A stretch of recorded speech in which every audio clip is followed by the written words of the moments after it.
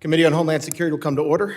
Without objection, the chairman declare committee at recess at any point. The purpose of today's hearing is to review the Department of Homeland Security's budget request for fiscal year 2027. Before we get started, I would like to remind the members and the public of the rules of decorum. The issues we are debating are important ones that members feel deeply about. While vigorous disagreement is part of the legislative process, members are reminded that we must adhere to the established standards of decorum in debate. The chair will enforce these rules of decorum at all times and urge all members to be mindful of their remarks. Further, under the rules of the House, the chairman is responsible for maintaining order and preserving decorum in the committee room. I expect audience members to be respectful of the witnesses, members, and the public. If members of the audience are persistently or overly disruptive, it is a violation of federal law and you will be subject to removal and arrest. I now recognize myself for an opening statement. Good morning. Thank you, Secretary Mullin and Deputy Secretary Edgar, for appearing before the committee today. Secretary Mullin, I'd first like to congratulate you on your confirmation. We appreciate you being here for your first hearing before the House since being sworn in. We look forward to building a strong working relationship as we continue our shared mission of keeping the American people safe. Today's hearing allows members to evaluate the Department of Homeland Security's proposed budget for fiscal year 2027. I encourage my colleagues to use this opportunity to ask insightful and productive questions that will help achieve our shared goals. DHS has a no-fail mission, protecting the American people and safeguarding our homeland. That's why it's so concerning the department has been forced to operate through 119 days of government shutdowns over the last year, especially at a time when the threats facing our country are becoming more complex and constantly evolving. The department was created in the wake of September 11th terrorist attacks with a clear mission: to protect the American people and safeguard our homeland. Nearly 25 years later, that mission remains as critical as ever. That's why Congress and DHS must work together to ensure the men and women responsible for keeping our country safe have the resources, support, and tools they need to meet the threats of today and tomorrow. As we approach two historic milestones for our nation, the 25th anniversary of September 11th and the 250th anniversary of American independence, DHS should be entering this period with certainty and stability. Instead, vital agencies within the department remain unfunded to this day. Repeated partisan shutdowns have weakened our national security posture and have delayed important work in preparation for hosting the World Cup and securing America 250 celebrations across the country in the coming weeks. While congressional Republicans continue working to fund the remainder of DHS, I appreciate that today we will focus on the department's plan for the coming year.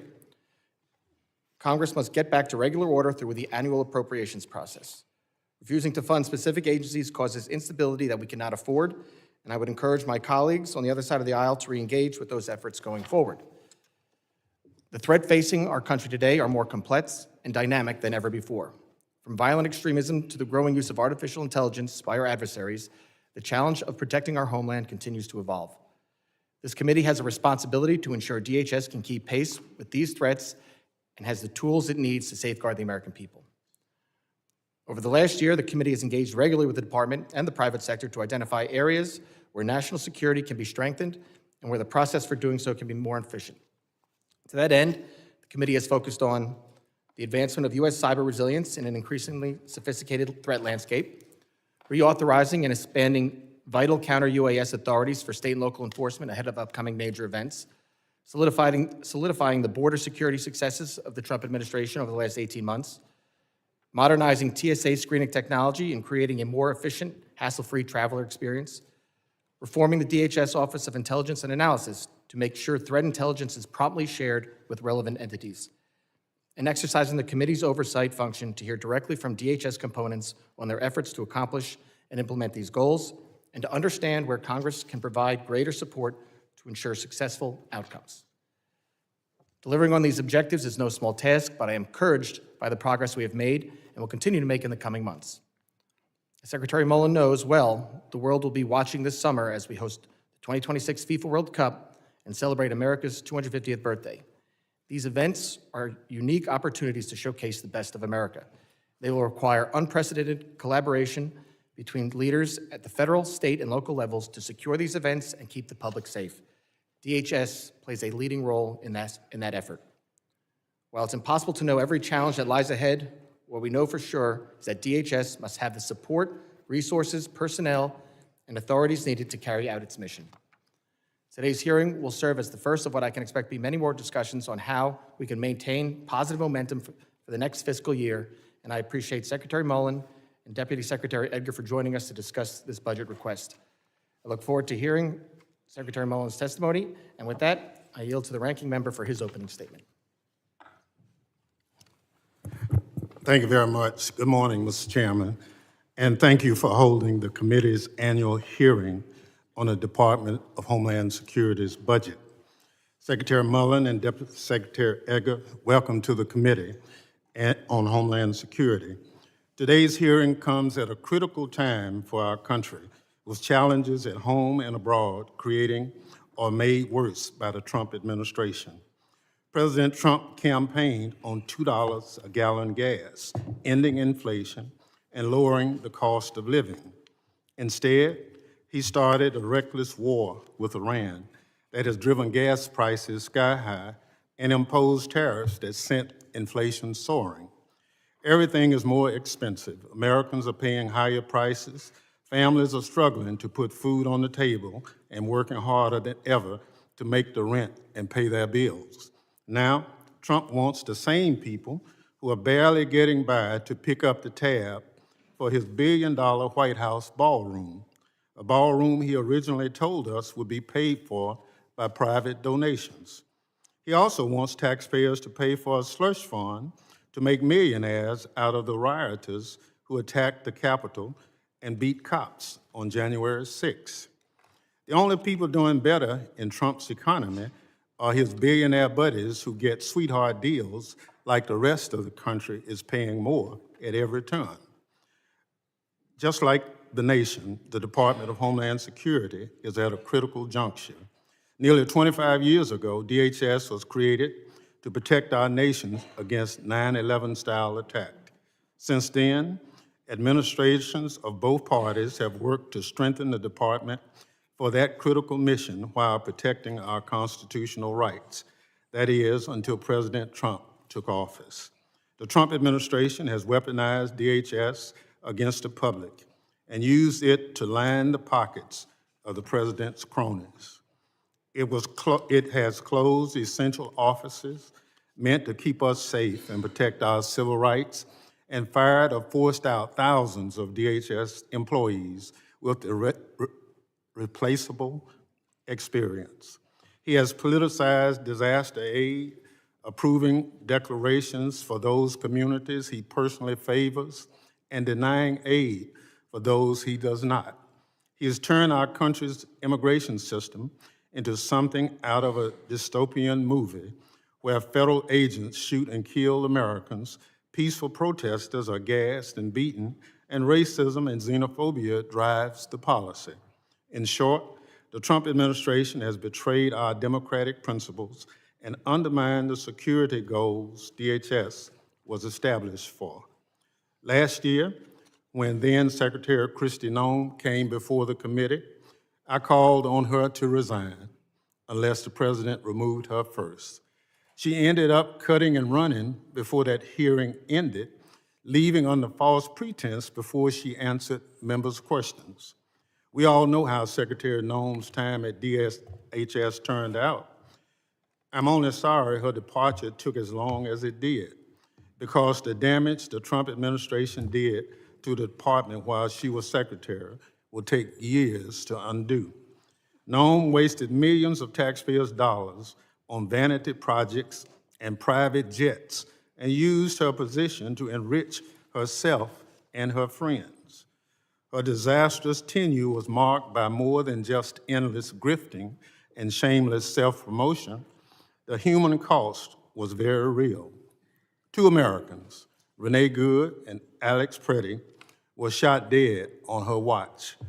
A recent report by the Brookings Institution found that 147,000 U.S. citizen children were separated from a parent under Trump's mass deportation agenda, including tens of thousands of children under 6 years old. Unfortunately, Secretary Noem was the latest in a long line of failed secretaries of Homeland Security and others running DHS under President Trump. Kirstjen Nielsen, put kids in cages. Kevin McElhaney and Chad Wolf served unlawfully and carried out more of the same immoral, inhumane, and illegal policies. Kristi Noem and the other disgraced former secretaries may be gone, but the Trump administration's weaponization of the department has continued. I'm concerned that you are already following in your predecessor's footsteps, Secretary Mullin. Since you were sworn in just over 2 months ago, detainees at Delaney Hall Detention Facility have been living in squalid conditions and have been beaten and pepper sprayed by guards. Rather than addressing these problems and forcing the contractor that runs the facility to do its job, DHS responded by attacking protesters and defending inhumane conditions. Enough is enough. Delaney Hall should be closed. Delaney Hall is just the latest example of immigration and customs enforcement and customs border protection being out of control under Trump. A record number of people are dying in Trump's detention centers around the country at a rate roughly 1 person every 6 days. Tragically, that number is rising due to inhumane conditions, neglect, and abuse in these facilities. And yet, the president wants Congress to give ICE and CBP a $72 billion slush fund in reconciliation after they just got billions in so-called One Big Beautiful Bill Act. These are the very same agencies that killed 2 Americans in cold blood, took parents from young American citizens out of holding detainees in squalor at Delaney Hall. ICE and CBP should not get 1 penny more of taxpayers' dollars until they are held accountable. And Mr. Chairman, while we are on the topic, why isn't this committee doing its job? The Senate is at an impasse, but that doesn't mean the House can't craft a bill that responsibly funds DHS while putting guardrails around its rogue agencies. Our hands are not tied. House Republican leadership is just too lazy or too scared. Don't tell me otherwise. Previously, when the Senate started the reconciliation process, the House still did its job and marked up its own bill before making compromises with the Senate product. There's no reason we cannot do the same this year. Beyond the reconciliation issue, Mr. Secretary, I'm also very concerned that you seem determined to crash the U.S. economy by pulling CBP processing from airports in so-called sanctuary cities. The travel industry has sounded the alarm about your plan, warning of unnecessary chaos throughout the nation's air transportation system and devastating consequences to airports, airlines, and the traveling public. Americans are suffering enough in Trump's economy. They quite literally cannot afford another harebrained Republican scheme. I know we will be discussing this issue further today, among several others. Mr. Secretary, as I said at the outset, we're glad you're here because we have many questions for you. We expect that, unlike your predecessor, that you will stay and answer them. Secretaries of Homeland Security under President Trump have set a very low bar. Some might even say so low, it might set in hell. I wish I was more encouraged by your early actions as Secretary that you'll clear that low bar, Secretary Mullin. The situation at DHS is critical, and the American people deserve better. As a principal oversight committee for the department, we will demand just that. Thank you, Mr. Chairman, and I yield back. Other members of the committee are reminded that opening statements may be submitted for the record. I'm pleased to have a highly distinguished panel of witnesses before us today. Pursuant to Committee Rule 8C, I ask that the witnesses please rise and raise their right hand. Do you solemnly swear that the testimony you will give before the Committee on Homeland Security of the United States House of Representatives will be the truth, the whole truth, and nothing but the truth, so help you God? Let the record reflect that the witnesses have answered in the affirmative. Thank you. I would now like to formally introduce our witnesses. First is Mr. Markwayne Mullin. He is the Secretary of the Department of Homeland Security. Secretary Mullin previously represented the people of Oklahoma for 13 years in both the Senate and the House of Representatives. Second is Mr. Troy Edgar. He is the Deputy Secretary of Homeland Security. Previously, Deputy Secretary Edgar served as the department's Chief Financial Officer during President Trump's first term. Thank you both for being here today. I now recognize Secretary Mullin for 5 minutes to summarize his opening statement. Thank you, Mr. Chairman, and thank you for this opportunity to be in front of you. I sometimes wish that the members had to get sworn in too, so what they said would be true and factual as well, because what the ranking member just said about in his opening statement, I feel like I have to address because I'm just not sure I'll have the opportunity to do that. So first of all, I do thank you, Chairman, for allowing me to be here today. Ranking member, thank you, and thank you for allowing the Undersecretary Troy Edgar to be here with me. I do have an opening statement. I'll send it for the record, but too often when we see opening statements, it's about making a statement. And you know, the false statements that were made, I feel like I just have to address. I mean, when you start talking about the reckless war in Iran, what's reckless is a nuclear Iran. For 49 years, they've been threatening to death to America. For 49 years, they've been attacking America, and for 49 years, not one single president was willing to stand up until President Trump.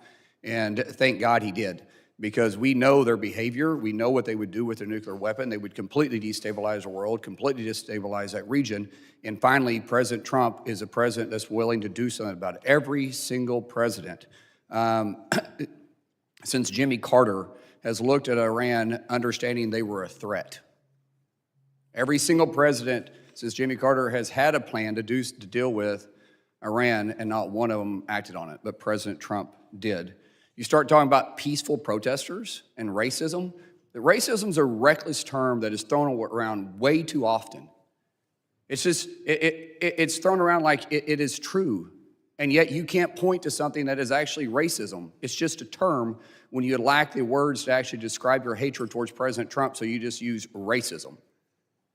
And what's bad is you feed in to what's causing our ICE agents that simply enforcing the law that Congress passed. They're not going outside the law, they're enforcing the law that Congress passed. We don't pick and choose which law we decide to enforce, we enforce the law. And because they're doing so, it's racism, but yet their death threats are up by 8,000%, vehicular damage is up 3,300%, assaults up 1,300%. And what's that do from? Peaceful protest? I have nothing wrong. I have no problem with people peacefully protesting. I believe in our First Amendment. Peacefully. Delaney Hall, I've had officers bit, hit, scratched. We had one get threatened that they were going to kill him and his family. That's peaceful. Damaging vehicles and property, that's peaceful. It's interesting when the governor finally put state police there, how often you guys quit saying that it was being agitated by ICE, but yet the same behavior was happening with the state police until they pushed them back far enough where they're out of camera shot, and all of a sudden the left media quit covering it.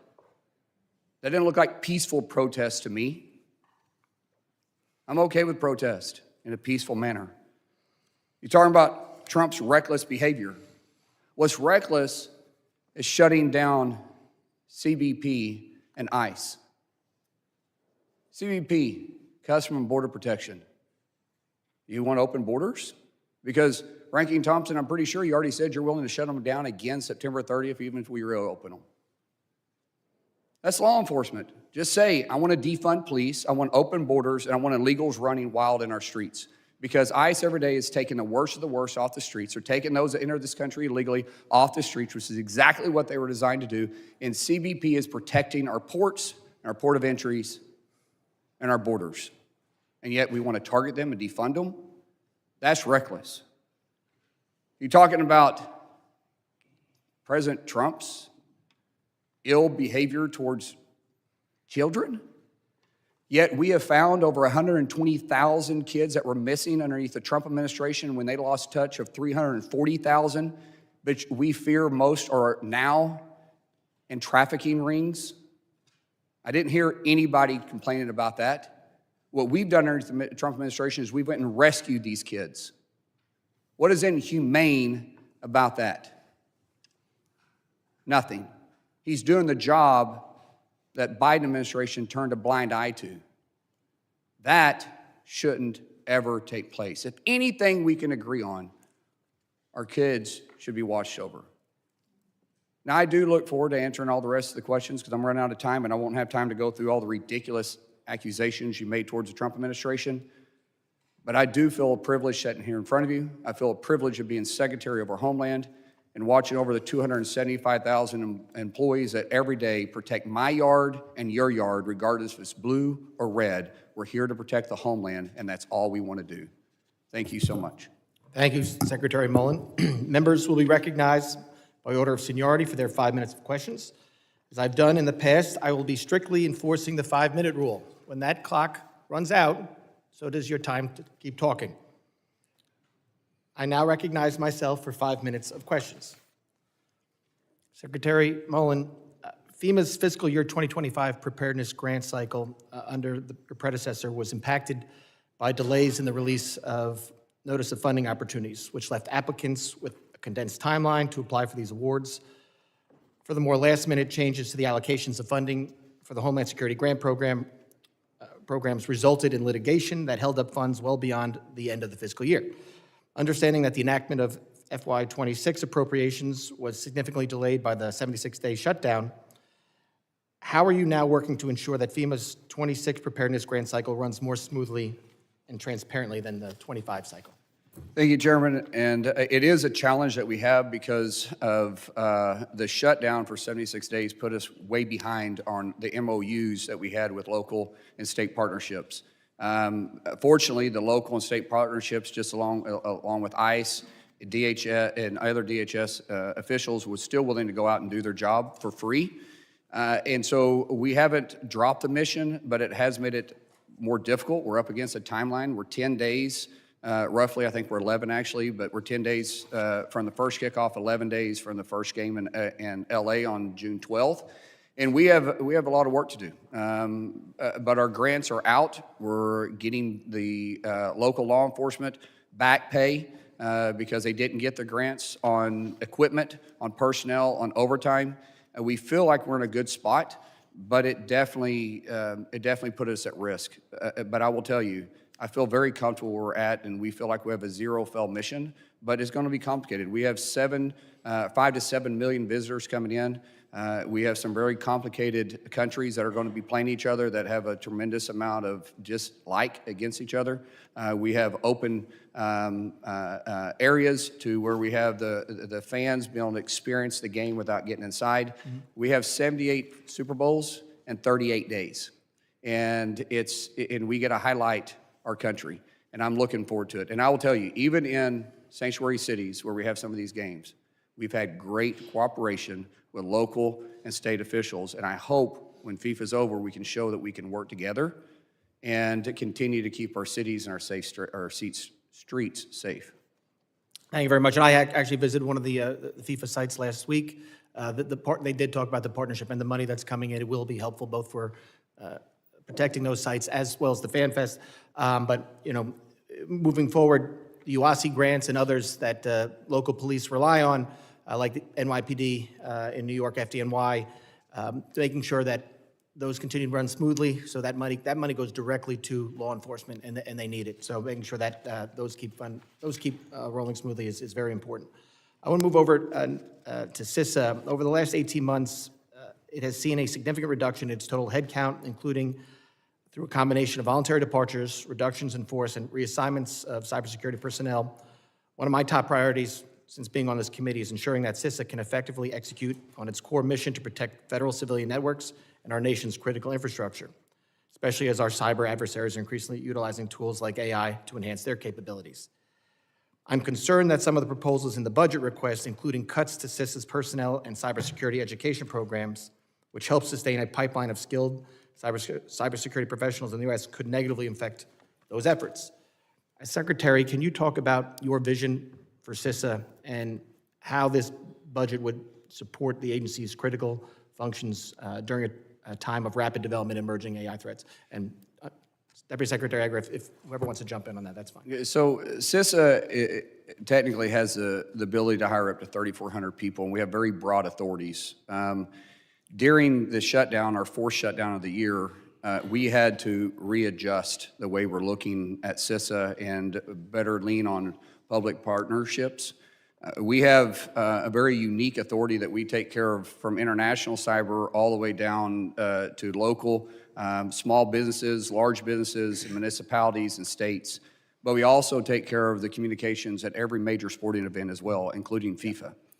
When we looked at that, we think, do we really need 3,400 individuals? Well, we're down to 22. We probably need somewhere around 28 if we can actually have the partnerships we need with states and be able to use the grants, the monies that's saved with CISA to be able to invest with local and state municipalities. And I think we can. We're not going to fail on the mission that we have in front of us.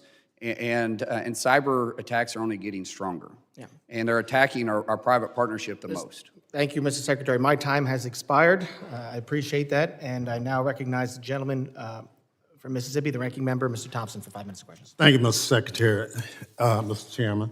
Mr. Secretary, while Americans struggle to pay gas and groceries, President Trump and his allies are constantly enriching themselves off taxpayer-funded contracts. Under then Secretary Kristi Noem, DHS authorized contracts totaling billions of dollars for luxury jets, self-promotional ads featuring horses, recruiting campaigns seeking white nationalists, vehicles wrapped in ICE logo that currently sit idle, massive industrial warehouses to detain human beings. As all of those contracts went to companies with ties to former Secretary Kristi Noem's, her special government employee, Corey Lewandowski, President Trump, and Republican donors.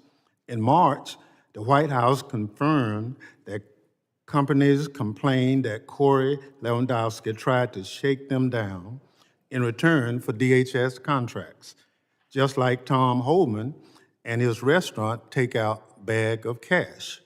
Secretary Mullin, have you canceled or modified any of the corrupt DHS contracts signed by Secretary Noem? Ranking Member Thompson, I wish we could just ask questions without you injecting your personal opinions and things. I'm not here to talk about Corey and Kristi, first of all. We do have some IG investigations. I'm not sure what they're about. They haven't shared with me, but we do have some stuff going on. But they were happening before I got there. But when you start seeing campaigns by hiring white nationalists, that's racism. You have no proof on that. That's just your words that you want to throw out. And racism is very dangerous. And we should all know that. We should all respect that. But that's dangerous language that you use there. Reclaiming my time. There's no question about the contracts. We know warehouses have been bought for 2-3 times their appraised value. It's in the public record. There are a lot of other things. A $200 million public ad featuring horses, the secretary riding horses. That's grifting. That's wasting money that could go on the core mission of the agency. But obviously, you don't see any problem with that. No, that's not true. We are looking at the contracts that weren't already signed, and we did go through and cancel most of those. Well, that's the question that I asked. But I was talking specifically about your dangerous language. You're saying No. white nationalists. Well, that's a dangerous language, and you The should record apologize speaks for that. itself. So now, will you provide the committee with the contracts that you have had canceled since you've been secretary? Yeah, go ahead and answer that. Yeah, we're doing a couple things right now. The first thing the Secretary and I did when we came back into the organization is we met with the IG, and we went through and had discussions of any of the open contracts that are out there. So at this point, like I said, you know, what we're here to focus on is FY27, not the past. So I'm hoping that we'll be able to get to those questions. You're reclaiming my time. If you know something is done wrong, then I think you are obligated to stop it. I absolutely think so too, but I think you have to follow the process. The IG is the person that No, will go not through the the IG. evaluation of that. The IG is based on a complaint. a number of complaints have come directly to the agency. We And have, on the contracts, we stopped the contracts moving forward on some of the stuff that wasn't already signed. Some of the contracts were already there, they're there, unless the IG takes a look at them and says that they were falsely signed So or under what- false circumstances, I can't cancel it unless it's under penalty. So what contracts can you share with the committee that have been stopped because of some irregularity? You mean the ones that we didn't sign? That's right. Yeah, we can give you those. That's easy. We give us some time to respond to that, and we'll get to you, and we'll do it in a timely manner, too. All right. There's been some comment about punishing sanctuary cities relative to withdrawing CBP agents and other things. Have you reconsidered those comments you made based on the It wasn't, rollback? it wasn't punishing sanctuary cities. It was sanctuary cities refusing to allow local and state enforcement officers to respond when we called. What we, and their response was, we don't have the resources. Well, if they don't have the resources and we have to pull the resources someplace, I'm not going to pull them from other regions. I have 80,000 law enforcement agencies through reclaim my DHS, time. and through DHS, I can pull them out of Customs and Border Protection. That's out of the airport. And unfortunately, until they get the resources at the state level, I don't have a problem, or I don't have any other option but protect my employees at these federal facilities that the state and So local the governments are cities using. that you have said you would withdraw from, you're not going to do it now?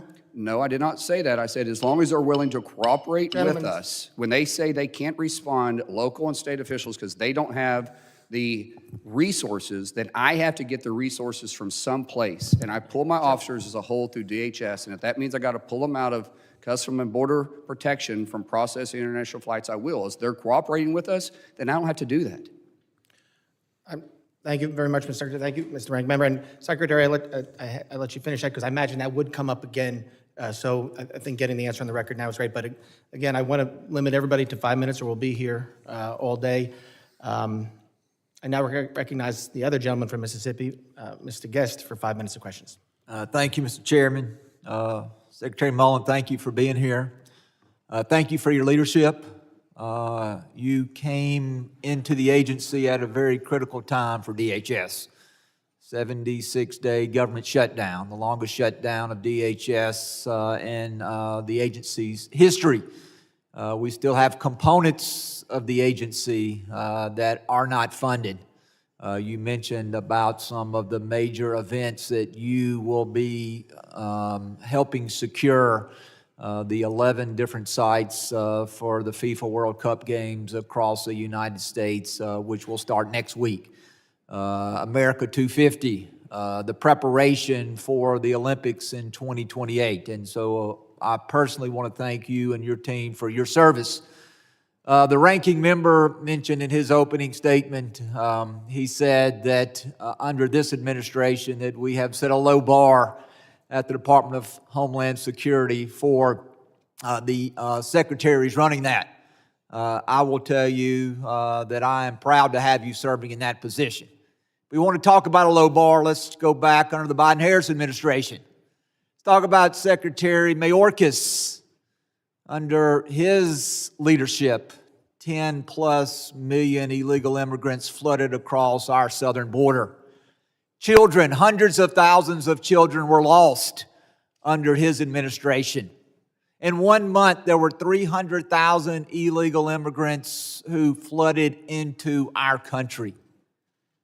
And so you want to look at what you have done in a short period of time, and your predecessor. I want to thank you for that. I want to thank you for the fact that you have changed the direction of that agency. And I want to thank you for standing up for the men and women, the law enforcement, the first responders who serve under you. Now, Mr. Secretary, you again inherited a difficult situation. And I want to ask you, as it relates to that, talk to us a little bit about the impact that the Democrat shutdown has had on your ability to protect the homeland, and also talk a little bit about the impact that it has had on the men and women who serve under your leadership, the impact it's had on morale, on retention, on hiring of additional agents to backfill positions that are currently vacant. So would you please share with the committee some of the challenges that you are facing with these critical events ahead and the fact that you are still not fully funded and we are asking you to do more with less? Thank you so much for that question, Congressman. It's been very difficult. When I walked into the building, we'd been shut down for the fourth time, and I had a tremendous amount of employees that had the spirit of, hey, we'll work for free because we have the greatest mission in the world, and that's protect the homeland. The problem is not everybody has that mindset. Some people also have to have the ability to get to and from work. So often the left want to talk about the ones that are underpaid, but yet they refuse to pay the people that are actually showing up and protecting their backyard, their states, and our country. And it's hard. We lost just under 8% of our total our total workforce through those four shutdowns. And when you start trying to recruit the brightest and the best to come work for you and say, oh, by the way, we may be shut down again because people on this same committee here is already starting to threaten to shut us down again September 30th, and you're going to go without pay again, by the way, how are you going to get people to come work for you? And it's not that people aren't willing to. We got, as I said, I feel completely honored by simply walking in the building and realize I'm surrounded by the best government employees in the country because they're still there, they're still working, and they're true patriots. But it's tough. Morale gets low when their spouses are upset that they're still having to drive to work because out there at St. Elizabeth, there's not a metro stop. There's not a bus stop right there. Everybody there has to commute. And so it gets very expensive at points, and yet we're expecting them to continue to show up. And all they're doing is enforcing our nation's laws. I don't pick and choose which law we're going to enforce. We're enforcing the laws that Congress passed and put within our authority to do so. And our employees are still doing it. So yes, it's difficult to retain people. It's hard to recruit people, but we still have people showing up and working every day. I'll use this quick statistic. United States Coast Guard has over 90% retention. And during this last year was the first time we've dropped below 90% in retention because of them going without pay and in recent history. If that tells you anything, that's a staggering statistic. Thank you, Mr. Chairman. I yield back. Gentleman yields back. I now recognize the gentleman from California, Mr. Correa, for 5 minutes. Thank you, Mr. Chairman. Welcome, gentlemen. President Trump got elected, promised to deport the worst of the worst. I'm from California, a sanctuary state, from Orange County, who follows the laws of a sanctuary state. So, picture here, we do have a lot of exceptions, meaning we do call ICE when we have the worst of the worst. We call you when we're about to release them. I'm going to show you also a statistic from Sheriff Don Barnes, who Mr. Troy Edgar knows very well. In 2025, we called ICE 323 times, 52 times, didn't show up to pick up the worst of the worst. I showed these statistics through your predecessor, and today you're doing better. Only 6 were not picked up. But that's 6, the worst of the worst, that you still haven't picked up. Manpower, it's an issue, yeah. But right now you're focusing on 70% of the people you're picking up don't have a criminal record. So I'd advise you, let those folks that are actually working and paying taxes continue to work and focus on the worst of the worst. If you want to help me, Mr. Secretary, keep Main Street safe, I'm going to ask you to do me a favor. I need your help. DACA recipients, those folks that have brought here to this country, little boys, little girls, I have 2 of them that are police officers. Their DACA permits expired. They had to be dismissed by local police agencies. I wrote you this letter, sir, asking me to please help me renew those DACA permits. I think you're working on one, but there's a whole lot more folks out there that need to have the DACA renewals renewed on a timely basis. Can I ask you to please help me with that? I wrote you this letter. Can we work on this? Absolutely. We'd love to help with this, but as you know, Congressman, the fastest way to actually fix this DACA issue is for Congress to actually pass legislation to fix it. With all due respect, sir, you cut USCIS.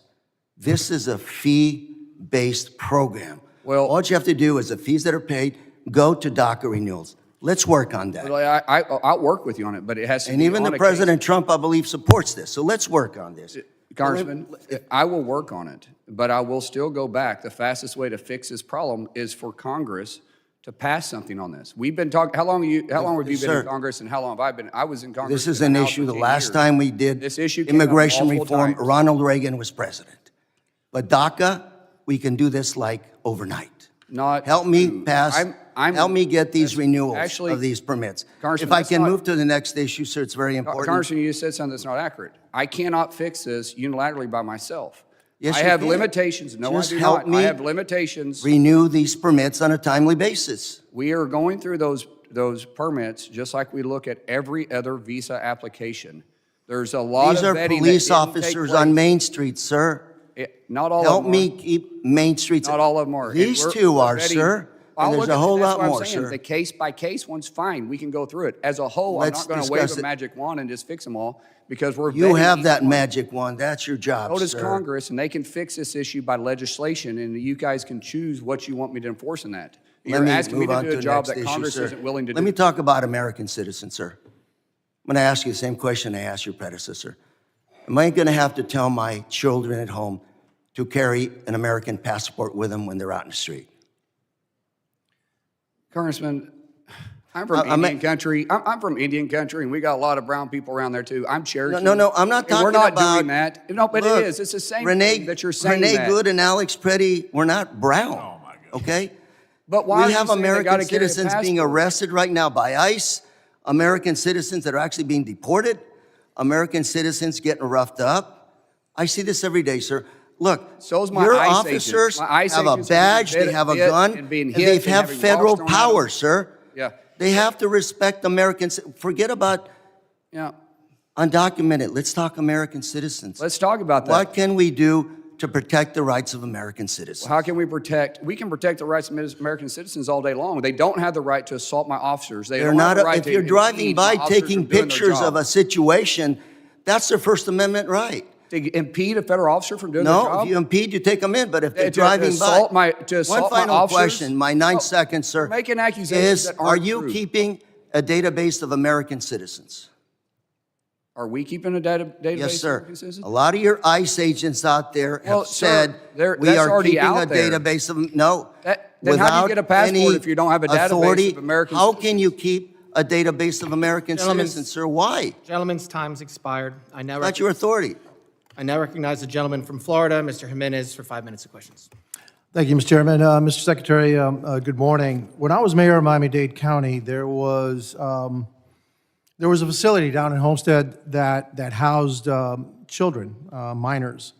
And every day that there were Democrats outside demonstrating, saying that how horrible it was inside. Former Senator Kamala Harris, my predecessor, a lot of other ones were out there yelling, screaming how bad it was. So I decided as mayor of Miami-Dade County, I was actually going to go in and check it out because it was in my jurisdiction. So I checked it out. There was nothing wrong in there. What they were doing, they were teaching those children how to speak English. They were giving 3 square meals. They were in a dorm setting with a supervisor, with a chaperone. And then there was a bank of people that were actually calling around the country to find sponsors for these children. And the reason the children were there is because you can't house children in a detention center where adults are. That's why they were separated. But you know what they weren't? They weren't lost. You said we had 340,000 lost children under the Biden administration? That is correct. That's a rough number because that's the best we can identify for sure, but that number we expect could go much higher. Much higher than 340,000 lost children. And so the Democrats on the other side of the aisle here, they're yelling and screaming because the Trump administration separated them because they had to separate them, but actually found them sponsors, didn't lose them. And yet, the Biden administration under Mayorkas lost over 340,000 children. Let me clarify this too. We do not separate families. If families want to stay together, we have a detention center in Texas where we put family units. The only time that happens is when we ask the parent if they want the child to be deported with them or not. Some parents choose not to because they want their children to stay in the U.S. And then we have to Fair find enough. sponsors. But the difference was when they were separated, we found sponsors. That's right. The Biden administration just lost them. And a lot of them are probably being sex trafficked, or they're being used for slave labor, et cetera. Would you agree with that? I would, unfortunately, we had that suspicion because the ones we have found, they were actually where they said the person who picked them up at the border was. We had to track them. The ones we can't find, there's a reason why they're off the grid. And it's very, very concerning. HSI is spending a tremendous amount of resource, and ICE is spending a lot of resource on trying to locate these kids because it's vitally important. And they should never have been released the way they were on the border when they showed up like that. It's shameful and disgraceful. It is shameful. It's disgraceful. It's one of the worst things I've ever heard of, how we, the American government, can do that to children coming in and allow them to be abused. Now, my next question is this. Who finds them? What agency of yours finds them, or is trying to find them? HSI and ICE is trying to find them, and ICE, the agency that my Democrats don't want to fund. Is that the one? yeah, that's been defunded for quite some time, yes. The ones that are trying to find the children. It's ICE. Yes. Okay. Well, how much more money do you need so that we can actually focus on the still hundreds of thousands of children that are missing? Right. Is this part of this budget, or do you need additional funds for that? Well, we did have it in the budget. Unfortunately, it got stripped out, and the budget that was put forth that Congress originally passed in the House and then decided to flip their vote and vote against it, it made it difficult. So what we want to do is have continuous funding, which is why Reconciliation 2.0 is vitally important, because every time we have a lack in funding, we have a lack of investigations going forward because we're limited to what we can do. Will the reconciliation give you the money, the reconciliation package being looked at the Senate, will it give you the money to go find those children? It'll give us 3 years of continuous funding, which allows continuity between local and state officials. Keep in mind, we don't do all the research. We actually partner and give tools for IPO addresses that help find these sex trafficking rings. And we break them up every single day, but every time we have a lapse of funding, we have to relax those contracts. And most states, and especially small municipalities, do not have the resources to continue. And typically we have agents that are actually assigned to those agencies that work side by side, and we have to recall them. And that's what disrupts the continuing. Mr. Secretary, this should be one of your top, if not your top priority, to find those children and get them away from the situation that they're at. It is one of the hardest missions we have, yet the most gratifying when we rescue these children out. And we're seeing a tremendous amount of kids coming in from this country that are being trafficked. One final point, I will agree with my colleague from California. I think you need to use your discretion a little bit more as to who is being deported, who's being arrested, et cetera. Let's go after the worst of the worst. To have six of the worst not being picked up, that needs to be rectified. So, real quick on that, we have Secretary. 48 hours. Yeah, but just to respond to that, we have 48 hours from the time they're in custody to the time to pick them up. And time they're in custody, not the time we get called. And if they call us, let's say 6 hours, and they've had the individual with 42 hours, and we have 6 hours to respond, it's difficult. If we can get anywhere in 48 hours, but once they're arrested and we don't get informed until the day after or right before the clock expires, it's hard for us to do that. And there's no excuse for it, but we just don't have the resources to get there like we need to. Fair enough. Yield back. I recognize the gentleman from Michigan, Mr. Tanadar. 5 minutes ago. Thank you, Chairman, and thank you, Ranking Member, for having this hearing today. And thank you, Secretary Mullin, for your testimony. Secretary Mullin, for the past year and a half, the American people suffered under disastrous leadership of your predecessor, Cristino. Cities across the country faced an unprecedented onslaught of immigration raids targeting civilians based on color of skin or language they spoke. Grants for communities that faced environmental disasters often went unfunded or were paused indefinitely. Political donors received numerous DHS contracts worth millions, and decisions made by the highest courts in our land to put a leash on your department were often blatantly ignored. Secretary Mullin, It's a yes or no question. Are you making concerted efforts to fast track the backlog of FEMA grants that needs to be awarded to communities that have suffered while hearing nothing from the federal government? We made that a priority as soon as we walked in the door. The deputy and myself went to work from day one, and you immediately started seeing grants start flowing again. The biggest thing we had to do was to raise that threshold from where my predecessor had it at 100,000. We raised it significantly higher than that, so we could empower those that we have in those positions to make those decisions. How about contracts with companies that work with DHS agencies? I understand that you have quite an enormous amount of shares in companies that hold DHS contracts. Are you prioritizing giving contracts to companies you hold shares in, or to companies with political ties to your boss? That's not accurate. I had to sell every bit of stock I had before I was confirmed. So I have no stock. Secretary Mullin, I'm very concerned that your department is promoting white nationalist, anti-immigrant sentiments on official social media accounts. One post quotes a song embraced by neo-Nazis, and state law enforcement agencies have raised concerns that your post will motivate white supremacist violence.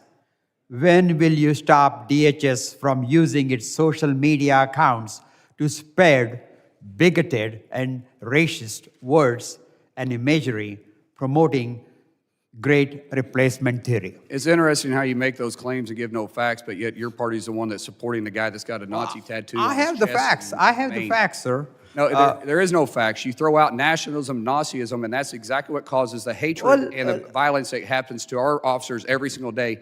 And you should be ashamed of using that. Well, reckless look, no, behavior. it's not my words. It is your words. Look It here. is your words. Here is Colorado Did you Fusion endorse the Center. candidate in Maine? Here is Colorado. Did you endorse the candidate in Maine? That's a Let Nazi. me reclaim my time, sir. Colorado Fusion Center says ICE white nationalist messaging could lead to violence. There is just numerous reports. Who said that? Who said that? And what is they actually? This is Colorado Fusion Center. Yeah, tell me exactly what message you're talking about. Now, don't give me what some poll that is ran by the left is talking about. Give me what your actually specific details that reclaim you're my saying time. that DHS said. Yeah, you don't want to talk about it but you want to throw out racism all the time to my Mr. department. Secretary, Is it true? Mr. Secretary, we got numerous reports. I want to move quickly to ICE training. Under Kristi Noem, new ICE agent received 42 days of training rather than the standard 72 days to meet President Trump's demand. We saw the effects of this training shortage, with ICE agents often ignoring the rule of law, engaging in unprofessional behavior, and using unjustified force, including shooting and killing an American. When will DHS revert back to the 72-day training requirement for new ICE agents? When will ICE agents who received less training have to retake or recertify courses they were exempt from because of the accelerated training schedule? It's interesting to me how you always point out the behavior of our ICE agents, but you don't point out what caused it by the so-called peaceful protesters, which is a lie. It's a simple question of I will training. answer the question. July 1st, we bring it back up. We had to rewrite the curriculum. All training starting July 1st will be back up to the regular standards. Secretary Mullin, can you promise the American people that the Gentlemen. scenes we saw? Gentlemen's time has expired.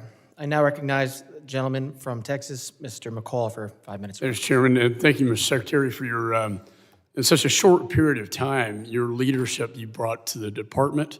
It's been really phenomenal. Getting the funding, working with members of Congress, your accessibility means a lot to us. And when you met with us privately to talk about the funding, you got it done. And we still have to get CBP and ICE, but it has allowed you to do a lot of things that I was concerned about as chairman of the Special Events Task Force with respect to FIFA, World Cup, and the 250th anniversary. As you know, while these are great entertainment, sporting games, they also provide a high-threat environment. I also want to commend you when we spoke at Weapons of Mass Destruction Office, how quickly you were able to restore that. and working with Congress. And I think that's the way it should be. So I just want to thank you at the outset for that. I wanted to see if you could maybe expand to the extent you can in this room, given the funding that came through, what you're able to do now to make sure these games are safe. My biggest concern are the drone threats, as we've seen, from Iran, Shahed drones, to Ukraine and Russia, that kind of attack here in the United States. I used to be. I know. Congressman, I want to say, first of all, thank you for your leadership in the WMD program. You see the threat there, and our conversation was very helpful, and your leadership on making sure that we were able to realign it and have the funding to do so is not unnoticed throughout all DHS, so thank you for that. Thank you. Drones are my biggest concern, too. We have spent a tremendous amount of ability and money to be able to be very offensive with drones, but on the counter drone measures, everybody's a little behind. I will tell you, all 11 of facilities do have counter drone equipment at the facilities. We have CBP that has 5 stadiums.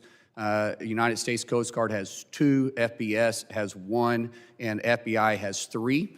So we're well prepared for it. And we learned a couple of things lately too. At the F1 in Miami, we had 8 drones that entered the space that shouldn't be there. We were able to bring them down and find out where they came from and find the individuals or arrest them in some occasions. During the Augusta golf tournament, we had 12 that entered a no-fly zone. We were able to bring those down too. Every single day we improve, but that is a huge concern that we have within the stadium. I also have concerns outside the stadium in the Fan Fest area and the soft areas that's outside security. The lone individual that's got this crazy mindset about him, maybe it's because of too much alcohol, maybe it's because of the temperature, maybe it's because his team lost, maybe because he's too excited, whatever it is. Those areas do concern me, but we have a lot of partnership with our local law enforcement that is going to be out there in that area to make it as hard as an area as it can to take the soft look away. Well, on cyber, I authorized CISA many years ago into law. The idea was to make it the civilian interface to the government, so the private sector to the federal government. There was a debate in Congress at the time about NSA taking this over. We didn't think that was the right place for this. They're offensive, and it's worked. And I think we built up CISA's capabilities. I'm a little concerned. I just want to raise the issue. I know in the latest executive order on AI that the president is putting the Treasury Department in the spearhead role as the clearinghouse for that effort. And while I understand, FinCEN and the financial sector being threatened by a lot of cyber models out there, I just want to reiterate the intent of Congress was for DHS to be the point person, the point agency on this. So CISA interacts with just about every other agency out there. And when we started looking at the biggest threats that AI is used for, it is through financial gain. But there isn't a single agency that DHS doesn't have counter operations with. So why Treasury and Scott Bessett and I talk all the time, he is very capable. We are very comfortable with what's happening there with them leading in this area because we're partnering with CISA and our tools with the unique authority we have, and then he has separate authority. So we're because of the coordination, I think we're better prepared than just leaving it within DHS. Excellent. Thanks for that answer. Gentleman yields back. I now recognize the gentleman from Rhode Island, Mr. Magaziner, for 5 minutes of questions. Thank you, Chairman and Secretary. We understand that laws need to be enforced, but your department has a lot of discretion in how you enforce those laws. When raids or apprehensions are carried out at schools and parents are forcefully separated from their children as other children look on, it terrorizes those kids. When raids are carried out at hospitals, people's lives could be put in danger. When they're carried out in courthouses, people may be afraid to show up and offer testimony that could be needed to put bad guys behind bars. But under the Trump administration, there have been numerous examples of raids and apprehensions being carried out in these types of sensitive locations: churches, hospitals, schools, courthouses. Now, I recognize that most of this occurred under your predecessor before your watch when you stepped into the role. So now that you're in charge, will you direct the people under you to avoid operations in those kinds of sensitive locations? First of all, Congressman, I want to thank you for coming out to St. Elizabeth and visiting me. There's not too many members that make that drive, but I hope you got to see a dedicated workforce when you walked in that building and the professionalism that we do every single day on keeping the homeland safe. So when we start talking about sensitive areas, we're not actively patrolling or enforcing in sensitive areas. However, we do serve warrants in those areas, and these are going after the worst of the worst. When we go in there and we're serving the warrants at a hospital, or in fact, I don't think we've ever done it at a church. The only thing that's happened at church is the protester by Don Lemon. But when we start looking at actually what's happening in these sensitive areas, we're pulling it out. Now, courts, I will say in courts, when we go pick the individuals up, we're not raiding the courts. We're picking them up on final orders, meaning that they've already went Can I through just all the ask for court some systems. clarification on this? So are you saying it's your policy, and again, I'm talking about your tenure, not your Yes. predecessor. It's your policy that there won't be operations, apprehensions in these types of sensitive locations unless you're serving a warrant? Unless it's a felony warrant.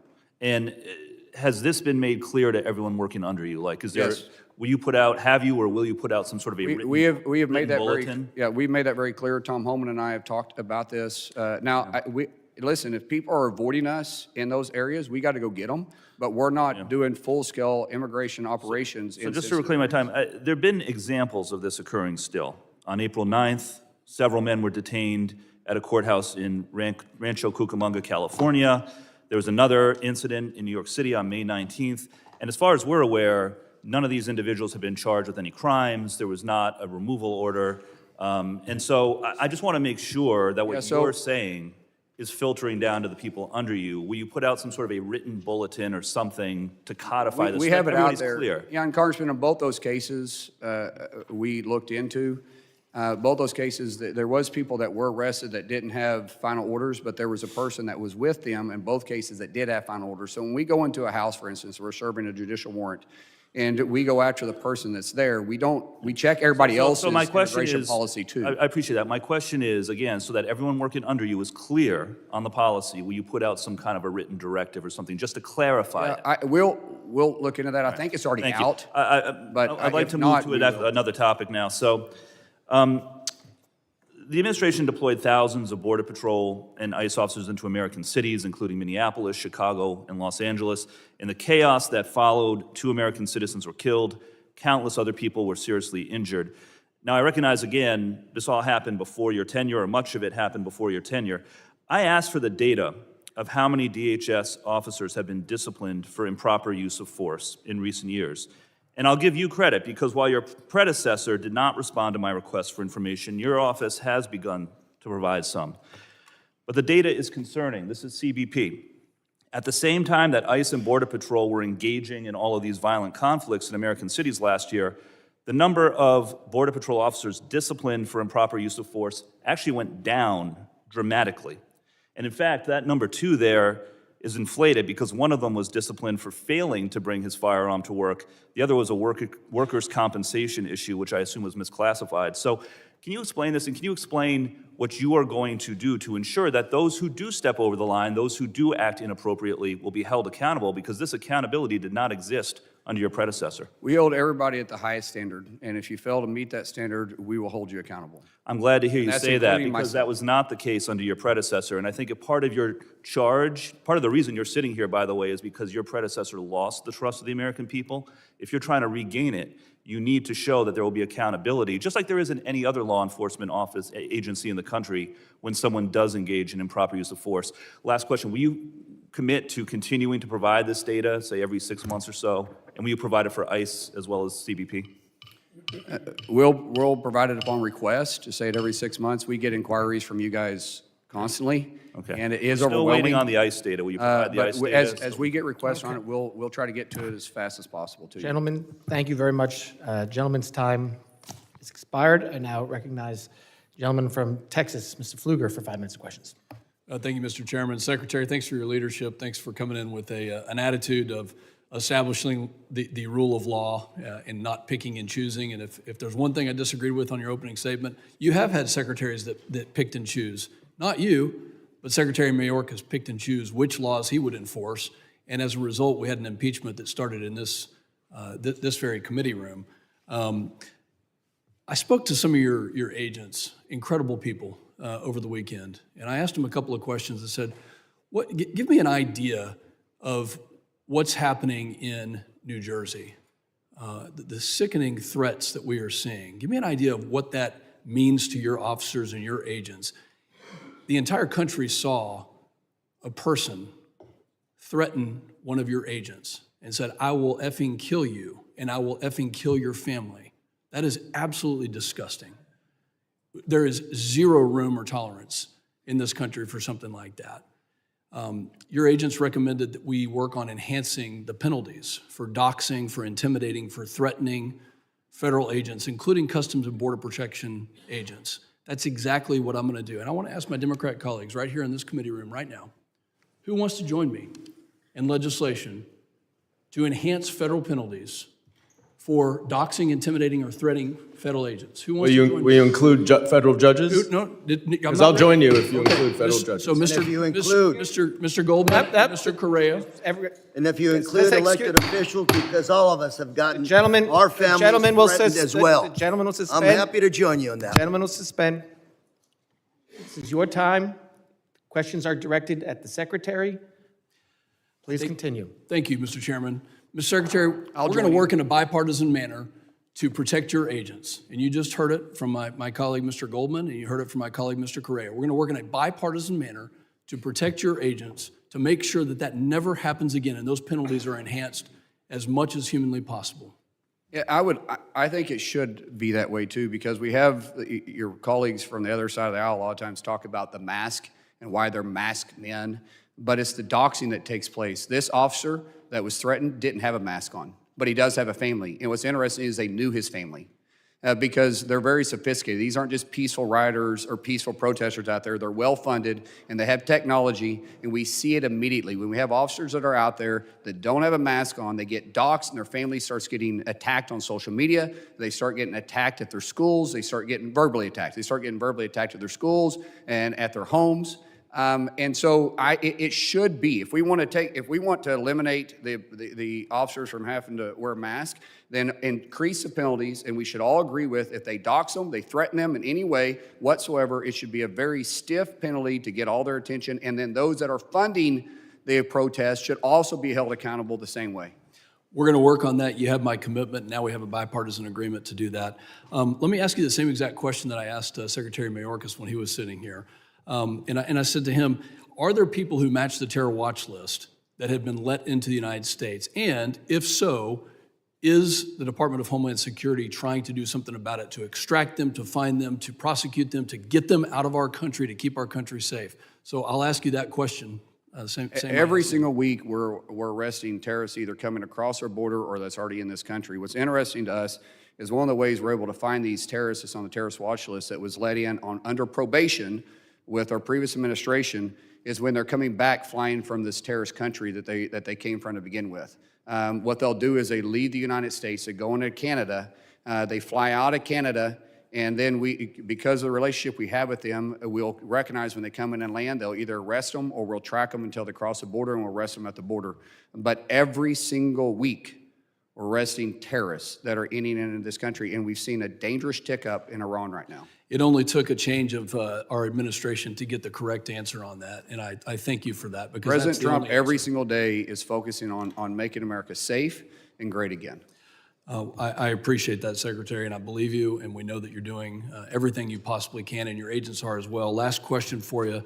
It's been talked about with CISA, and just want to kind of get an understanding to make sure that CISA is it is definitely the central authority when it comes to the coordination, whether it's Treasury or anybody else, because there were some concerning things that we heard. Last 15 seconds to you.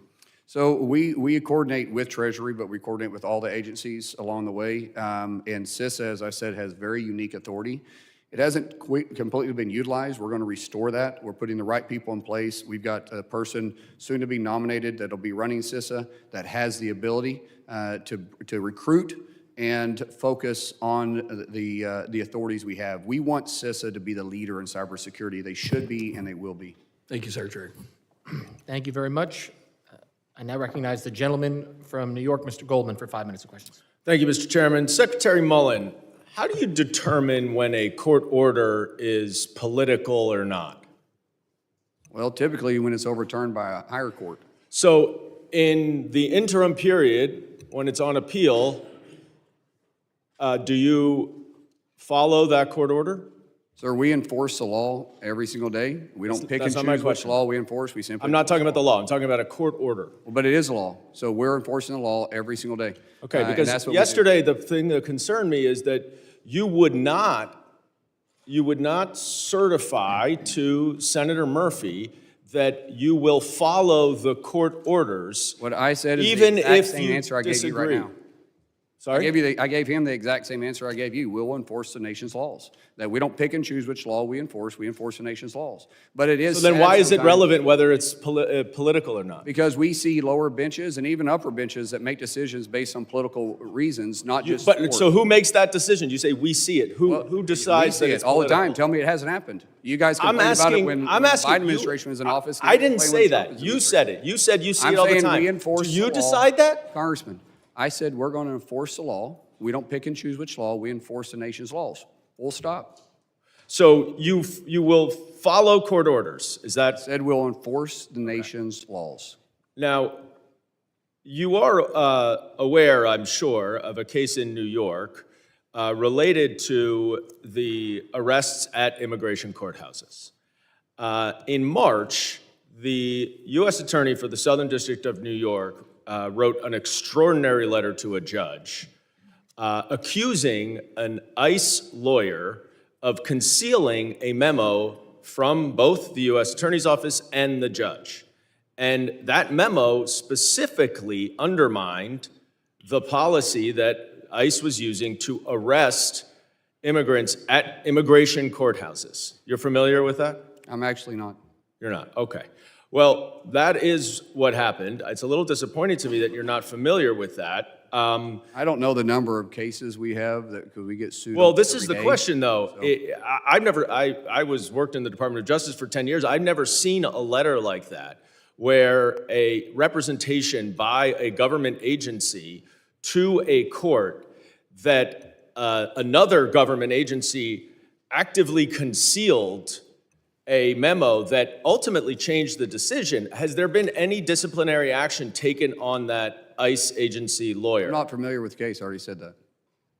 Well, that's disappointing to me because We get hundreds- I've never. we get you get hundreds of hundreds, these but I all the time. trust you. You do not get letters like this to courts from the U.S. Attorney's Office accusing their own government colleague in a different agency of concealing a memo. And now the problem is, I would have to see it before I take your full. that's fine. You can. Unfortunately, a You lot of should stuff gets also taken out of look. You context. should also look at the judge's order, where he then prohibited any arrests at immigration courthouses at the 3 federal buildings in New York City. Are you aware of I that don't believe order? he has the authority to do that.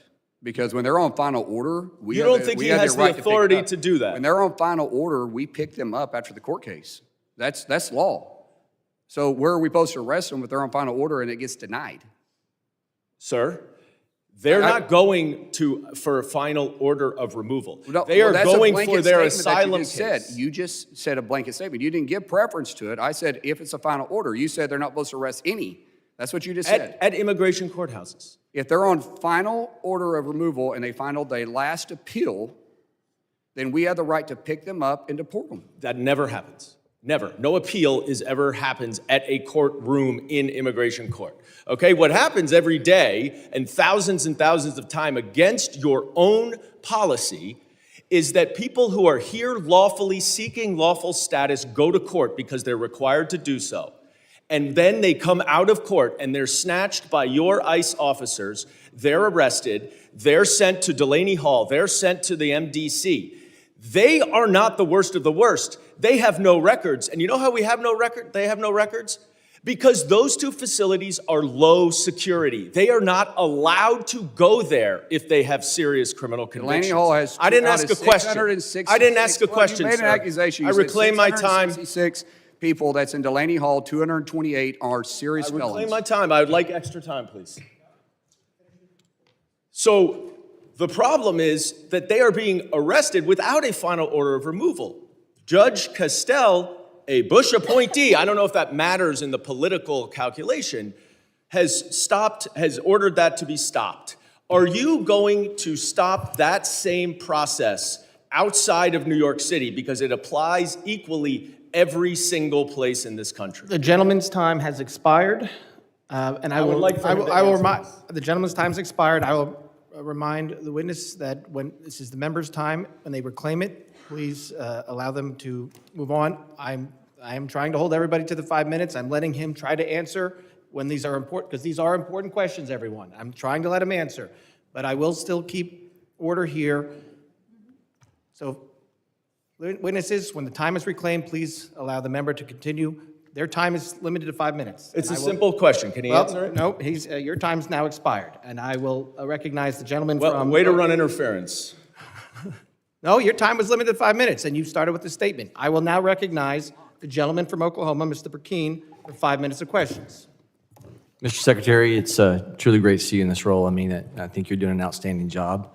I hope that the exchange between Representative Magaziner, Democrat from Rhode Island, I thought that was a really great exchange between the two of you. He paid you a huge compliment, and you paid him a compliment. And you've shown that, you know, the way that even you started this was you didn't go on script, and that's your strength. You straight talk. And then there's also the ability to reason together. And so I just want to commend you for the tenor that you're bringing before this, and I thought his comment and his compliment to you was well-deserved. Because we're going to talk about the budget, and that's why people came here, was to hear you speak, and because of the way that the One Big Beautiful Bill was fashioned on border wall construction, and you know, as someone that was in the House and the Senate, how important it is under President Trump's tenure to make sure that the physical barriers, I want to give you a chance to talk about that and kind of the progress on that for, you know, concerns for this committee. And I'll transition to something else, and I know the people want to hear you. Yeah, so on the border wall, first of all, we are on track to have the primary wall done, completed from the Pacific to Gulf of America this time next year. We'll have all contracts out by the end of this month. We're having great progress. Now, the primary wall is not the secondary wall. The primary wall is the first wall up because of the way the cartels adjust and their criminals and their thugs and their terrorists.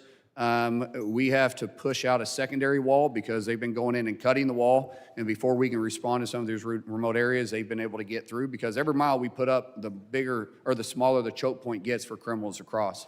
But we see that, so we're putting 150 foot, some places, sometimes it's smaller than that, for a secondary wall that they got to go over, plus a smart wall, which will tell us approximately how many people are there, if they're carrying a pack, if they're not carrying a pack. The smart wall is pretty impressive, and we can put a drone in the sky and immediately keep eyes on them.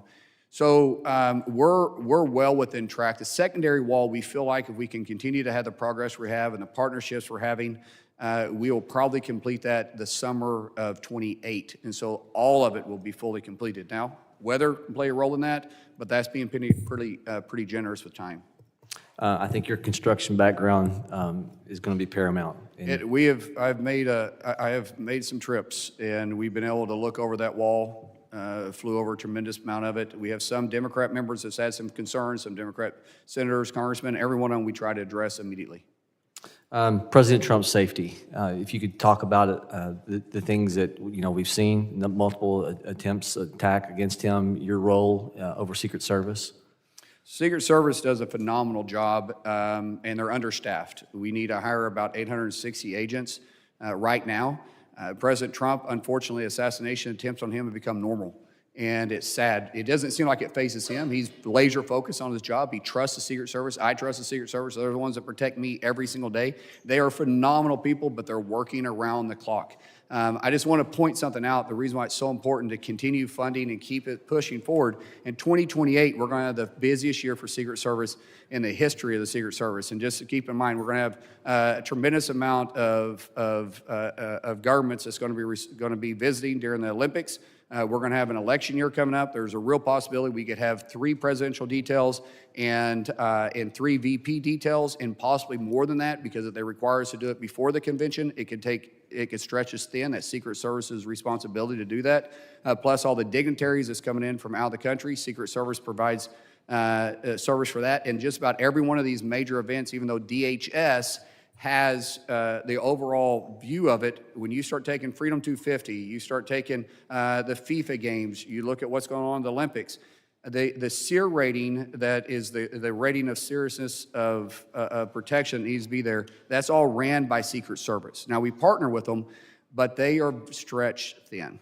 And we're going to have to plus their budget up significantly to be able to allow them to meet that threat coming towards us. Given 30 seconds, regarding the task force that was set up about trying to find more greater means for efficiency with FEMA, as someone who's from Oklahoma, who readily knows how Oklahoma is often impacted by weather events, you got about 10, 15 seconds here. Anything you can tell us about the progress of that task force? Yeah, we're going to have to restructure the way FEMA operates and push it closer to the states. The dollars that get to the states, they can do it cheaper and more efficient and faster than FEMA could ever do. FEMA was never designed to be the first in and last out. They was there to support the state and the local community on their bad day.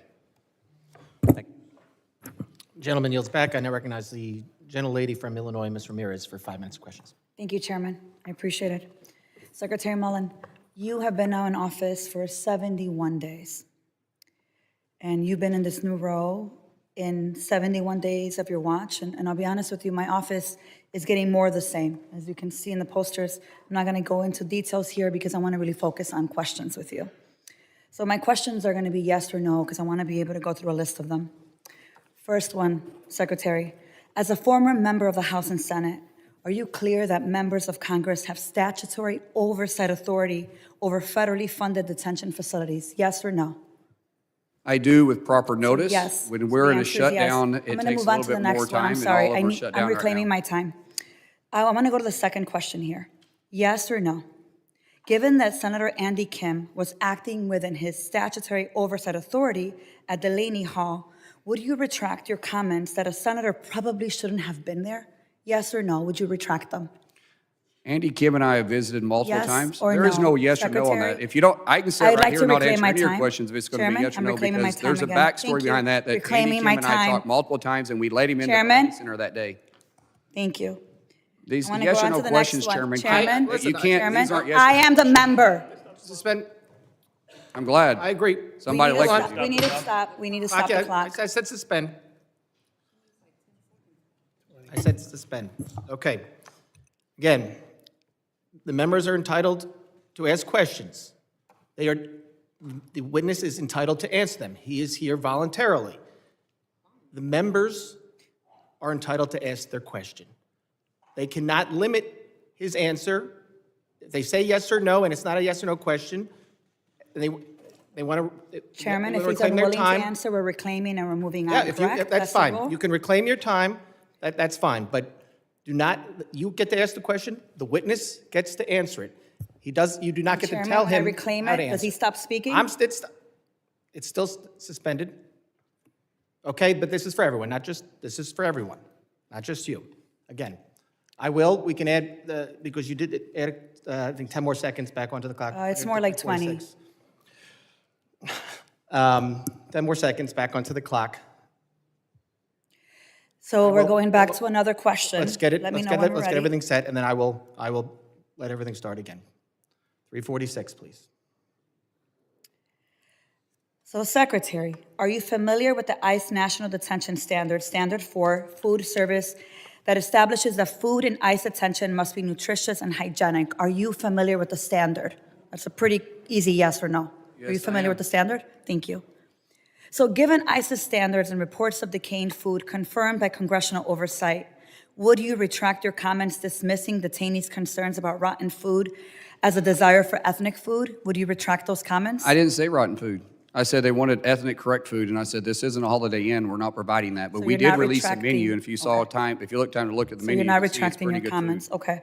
So let me just make sure I clarify. These questions were important because I know it shows this. You've been in Congress before, you've been in the House and Senate. You understand the separation of powers. You know Congress's role. You understand that there are rules and standards that you're required to follow. You've been saying this in the last 45 minutes we've been here. And still, you're disregarding what we know, which is that you're doing the same thing that your president and Miller want you to do, which is spew this garbage that makes immigrants criminals and that creates the standards and conditions for even children in detention to be living in inhumane conditions. You know what I call that? I call that being a tool. And let me tell you the impact of these actions. Kevin Gonzalez, my 18-year-old US citizen constituent with stage 4 colon cancer. He wanted to see his parents one last time, Secretary. But you rejected his parents' visa to come say goodbye to their son. In desperation, they came the only way that they knew how. They tried to cross the border. And when they tried to cross the border, they were detained by CBP in Arizona. They weren't just released so they can go back to Mexico. They sat in that detention center for 1 whole month. My office, the Mexican consulate, and their legal team, they worked tirelessly to ensure that the Gonzalez family could be reunited because they knew that Kevin just had weeks to go, that he could die at any time. He was diagnosed in January. Kevin, I want to show you the video. This is when he finally got to see his mother and father. Kevin went to Mexico. You hear that cry from that mother. What you're not seeing is the father is wrapped around his son's feet, crying hysterically after a month in detention. Secretary, Kevin died less than 24 hours after that engagement. So I want to ask, for every parent in this room, including Secretary Mullin, and including my colleagues on both sides of the aisle, wouldn't you go at any length to be able to see your dying child one last time? You know, rejecting visas to Kevin's family, that didn't protect our communities. Family separation, that doesn't make any community safer. So who then ends up benefiting from this? I'm gonna tell you who benefits. For-profit prison corporations. They profit from cruelty and point. And you now are operating as a secretary, inflicting cruelty and pain. And I have to say this, for Kevin, for Virginia, his grandmother, who's my constituent, we will not forget the terror of ICE. And we will not forget what DHS continues to do, even under your watch. We know that a better world is possible. We need something new, and that means, I will say it loudly so that you could go ahead and quote it if you need to. We need to abolish ICE, and we need to dismantle DHS. And like I told your predecessor, Secretary, I wouldn't get comfortable because you have to be held accountable. With that, I yield back. Gentlelady yields back. I now recognize the gentleman from Alabama, Mr. Strong, for 5 minutes of questions. Thank you, Mr. Chairman Garbarino and Ranking Member Thompson, Secretary Mullin. Thank you for being here today and for the work you and your team are doing to keep our nation safe. I represent Alabama's 5th Congressional District, home in Huntsville, Alabama, and Redstone Arsenal. You may know that North Alabama offers a unique combination of mission capability, affordability, workforce talent, and room for future growth. We're proud to host HSI's XCOM South for the National Academy for Advanced Training and Leadership, along with numerous companies, organizations, and other federal components that support DHS mission every day. I'd like to welcome the opportunity to host you in Huntsville. I know that you're well aware of us, but it'd be a great trip if we could have you there to see all of our different things that we have to offer in North Alabama. Like many of my colleagues, the threat posed by UAS is at the top of our mind, especially as we prepare to host major international events such as FIFA World Cup and the Olympic Games. Redstone Arsenal is home to the National Counter UAS Training Center, which trains federal, state, and local personnel to detect, track, and respond to drone threats. The center is playing a critical role in preparing law enforcement partners ahead of the World Cup and other major national events. Secretary Mullin, can you discuss the role the National Counter-UAS Training Center is playing in DHS's broader counter-drone strategy? And do you believe we are making the investment and building the partnerships necessary to stay ahead of emerging UAS threats? Thank you for the question. I'm actually going to be there at the facility on Friday with Katie Britt. Understand you can't make it because you got duties here in Congress. I think we're trying to make Huntsville too. We're going to reschedule it to where you can be there because Alabama is leading in this area. We really appreciate the leadership. As I said, counter-UAS is I think the largest concern that I have on a daily basis. And the fact that we're able to partner with Alabama to be able to put this center there, be able to bring local law enforcement from all over the country, and really, quite frankly, we're going to be bringing people from all over the world to be able to train in this facility and continue to grow and collaborate with those that had the best technology, the best ability, work with the private-public partnership is invaluable. And we look forward to seeing what that's going to produce by 2028 when the Olympics are here. Thank you, Mr. Secretary. We welcome you to the Rocket City. I recently introduced a bill, the Safeguard. That's what it's called, is Rocket City? Rocket City, I didn't know Huntsville, that. Alabama, the propulsion capital of the world. I recently introduced a bill, the Safeguard Act, to mandate that revenue collected through TSA's 9/11 passenger security fee be dedicated to bolstering aviation airport security.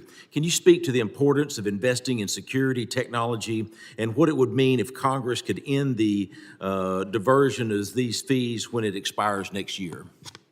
Right now, we're looking at rolling out new programs with TSA. TSA they touch more Americans and more people on a daily basis than any other government agency. And the top 20 or the top 10 of the top 20 airports that operate within the United States is actually privately ran TSA agents where we reimburse them for. But we only reimburse them for personnel. What we're doing now is we're going to roll that out even farther and partner with public companies, private companies, to be able to bring in technology and have it run smoothly without decreasing our security, but increasing our security. There's a lot of technology that's out there that we're just not utilizing. We feel like when we really bring in the private sector, we'll be able to expand and be ready. Once again, we have 5 to 7 million visitors coming in for FIFA. We're going to have more than that in 2028 during the Olympics, and we need that process to continue to move without interruption. I believe that it's about $5.50 per direct flight going anywhere. And what I want to do is get that money, just like you've said, where it's doing great things for safety. Switching gears, I want to commend DHS and the administration for their continued focus on strengthening operations and addressing the challenges along the southern border. Given the scale and the complexity of ongoing border security efforts, does DHS currently have the internal expertise and operational capacity needed to execute its large-scale initiatives on time? Are you specifically talking about the wall? What we're seeing there to carry out those initiatives, from protecting the southern border, the construction of the wall, those dollars that we've approved here. We see the cartels are adapting right now because they had luxury city availability during the last administration where they didn't have to invest in technology. They simply walked across, drove across, and rode across. And so what we're doing now is we're seeing that we discovered a tunnel for the first time recently in many years, and we're seeing more drone technology. So we're adapting, but we have the ability, and we definitely need more resources. Thank you, Mr. Secretary. Mr. Chairman, I'll yield back. Gentleman yields back. I now recognize the gentleman from New York, Mr. Kennedy, for 5 minutes of questions. Thank you, Mr. Chairman. Nurul Amin Shah Alam, Secretary Mullin, does that name mean anything to you?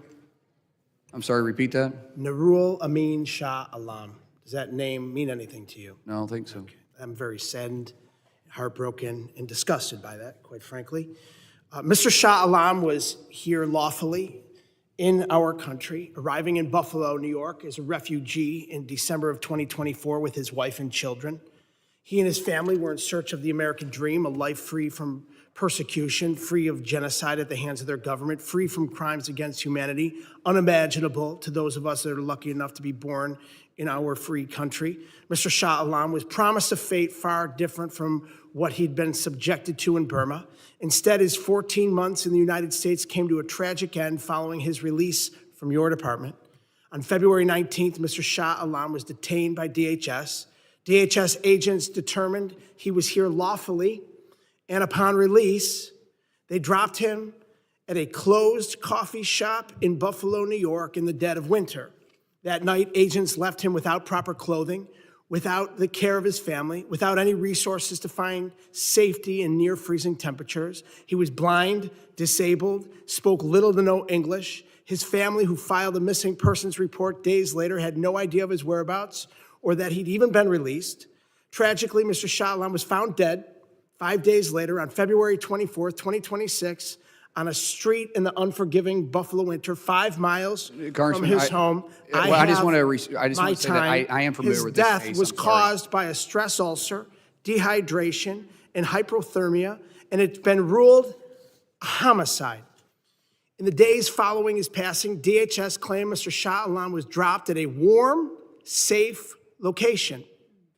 DHS said he showed no signs of distress, mobility issues, or disabilities requiring special assistance. So, Mr. Secretary, yes or no, would you say that someone who's blind, has severe mobility issues, and who speaks a specific non-English dialect generally requires special assistance? First of all, I need to correct my answer. I am familiar with this case. It is under investigation, and that's all I can say about it.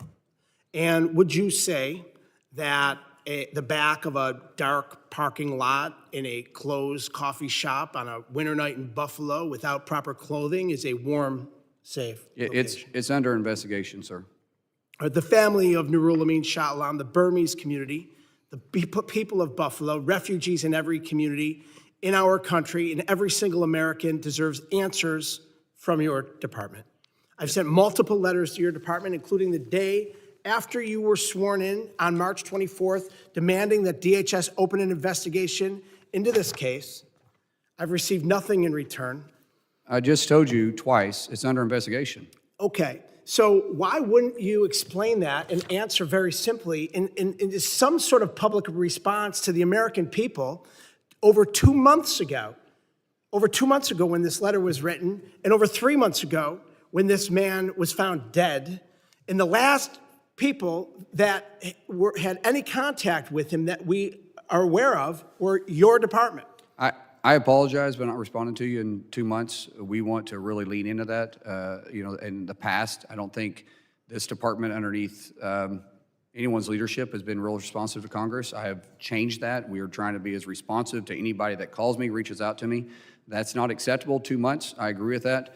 But we could have easily told you it was been under investigation. So will you commit to providing my office and the people of this country with a timely response to my March 24th letter? I just answered the question for your letter. If you want me to put it in writing, I can put it in writing Yes, for you. we want it in Give me writing. a piece of paper, I'll put it down for you. Yeah, we want the American people to see what your department is doing. So this committee deserves answers. The people of this country deserve answers. Your predecessor, Kristi Noem, ran this department straight into the ground. Her conduct as secretary disgraced the brave career law enforcement officials who signed up to work at the Department of Homeland Security to protect their fellow citizens. Since you became secretary, what have you done to change the culture of your department and ensure the actions of all DHS officials are consistent with the Constitution and our values as Americans? Underneath the previous administration, they took the teeth out from our law enforcement and DHS.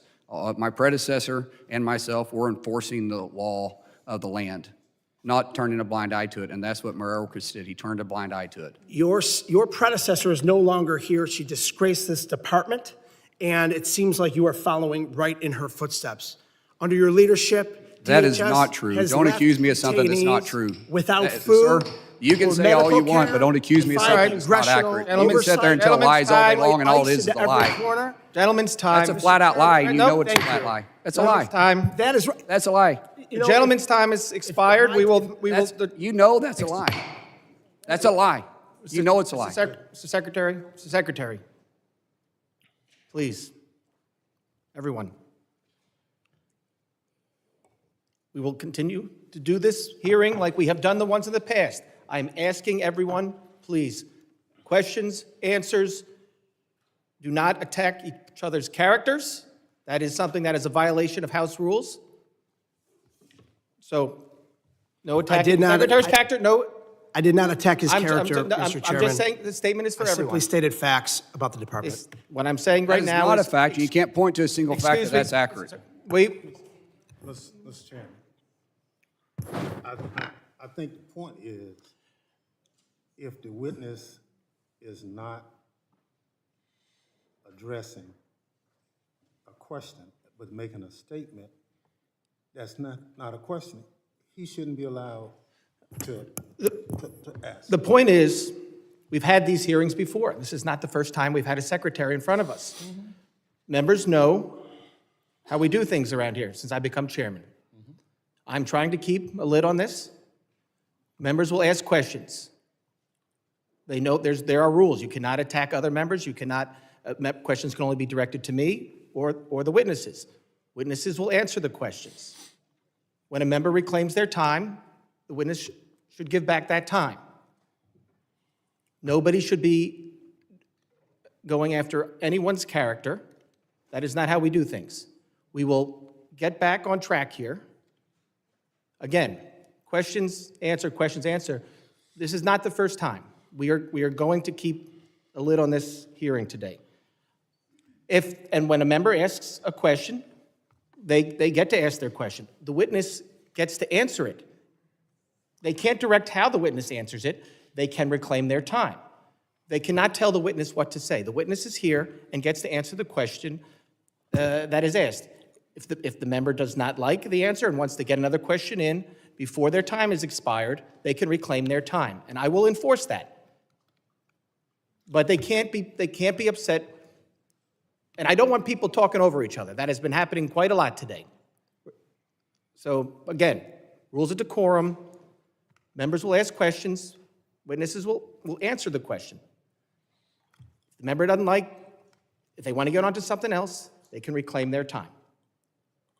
Mr. Chairman, the only point I'm trying to make is the witness is interrupting the members in the midst of asking their question. And just direct the witness, just hold whatever he has to say until the question is asked, not interrupt the question being asked. Yes, and I understand that, and I think what the secretary was doing there was just pointing out that he was familiar with the case, with the answer. And I think he did clear that up, but of course, questions asked, answered. So everybody, we're going to move forward now. I now recognize the gentleman from Arizona, Mr. Crane, for 5 minutes of questions. Thank you, Mr. Chairman. Thank you, Mr. Secretary, for coming. We've had a lot of names of people thrown out in this committee hearing so far. I want to throw out some names myself, and I don't expect you to know these names, Mr. Secretary. Mary Ann Mendoza, Doug and Patricia Quetz, Steve Ronnebeck, Bernardo Becerdo, Shannon Estes, Patty Fox, Karen Griffin, Ann Fundner. I know you don't know these names, but myself and Congressman Biggs, we spent about 2.5 hours with these angel families last week in Arizona with the drug czar, Sarah Carter. And these stories were shocking and they were horrific. And I'm just interested, I find it so sad and curious why my colleagues on the other side of the aisle are so concerned with living conditions, food, and safety of illegal aliens, but they never seem to care or bring up these angel families and the fact that their loved ones are no longer with us. They don't get to eat food anymore.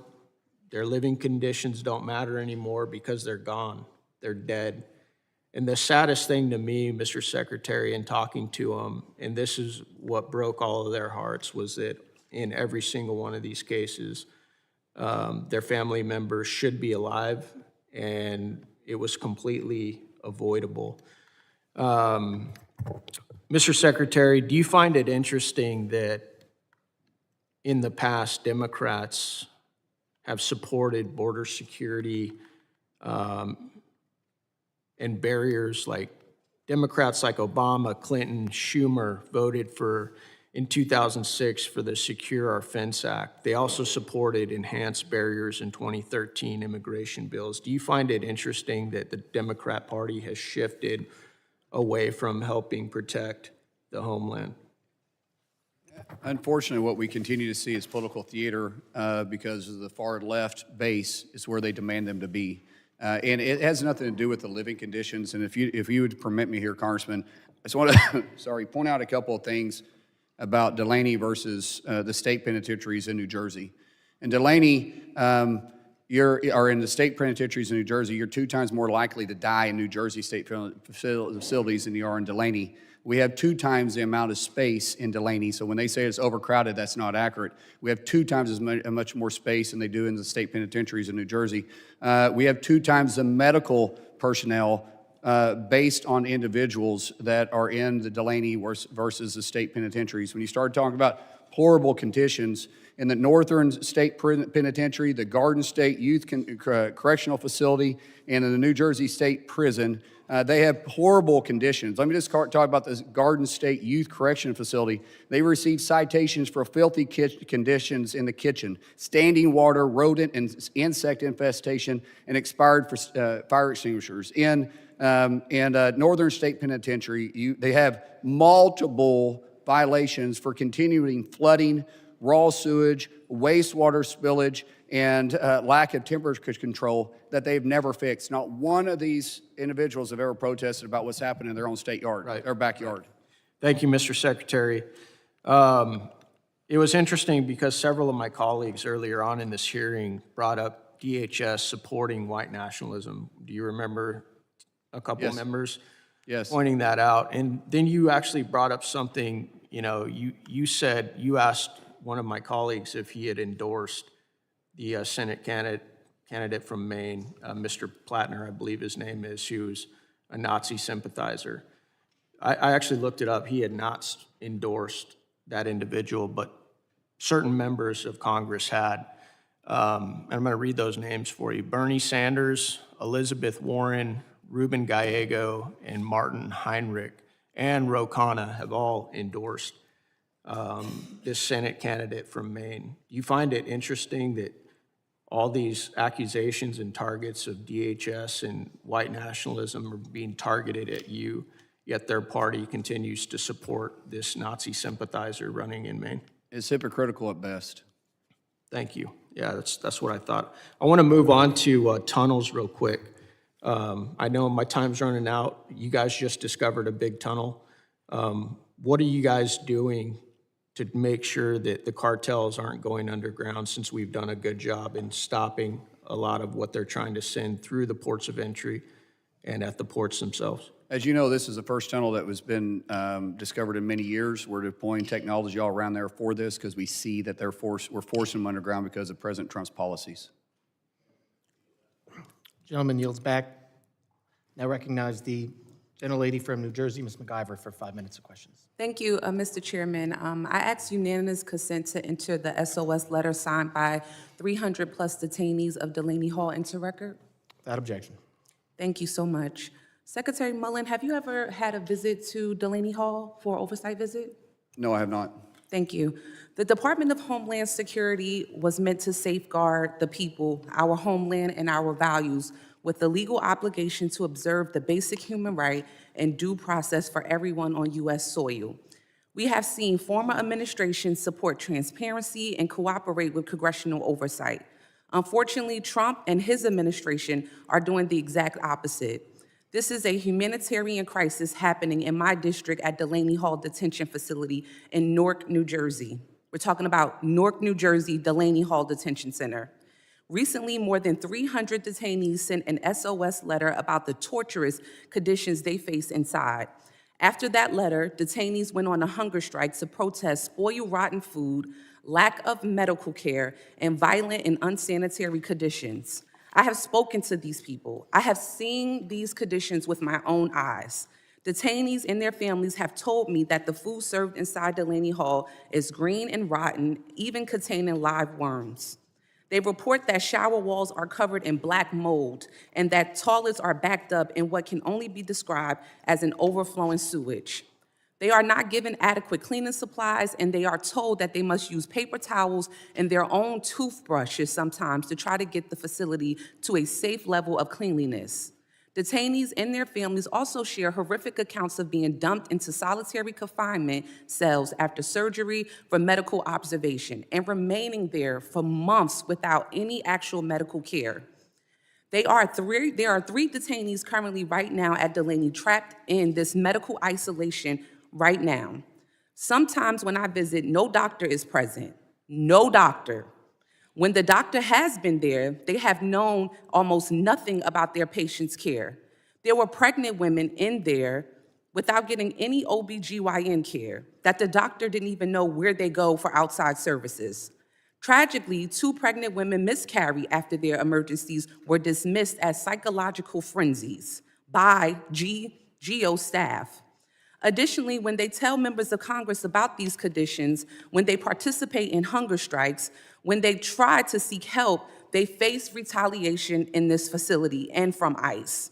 Communication access is revoked, visitations are cut, and even worse, things happen to them.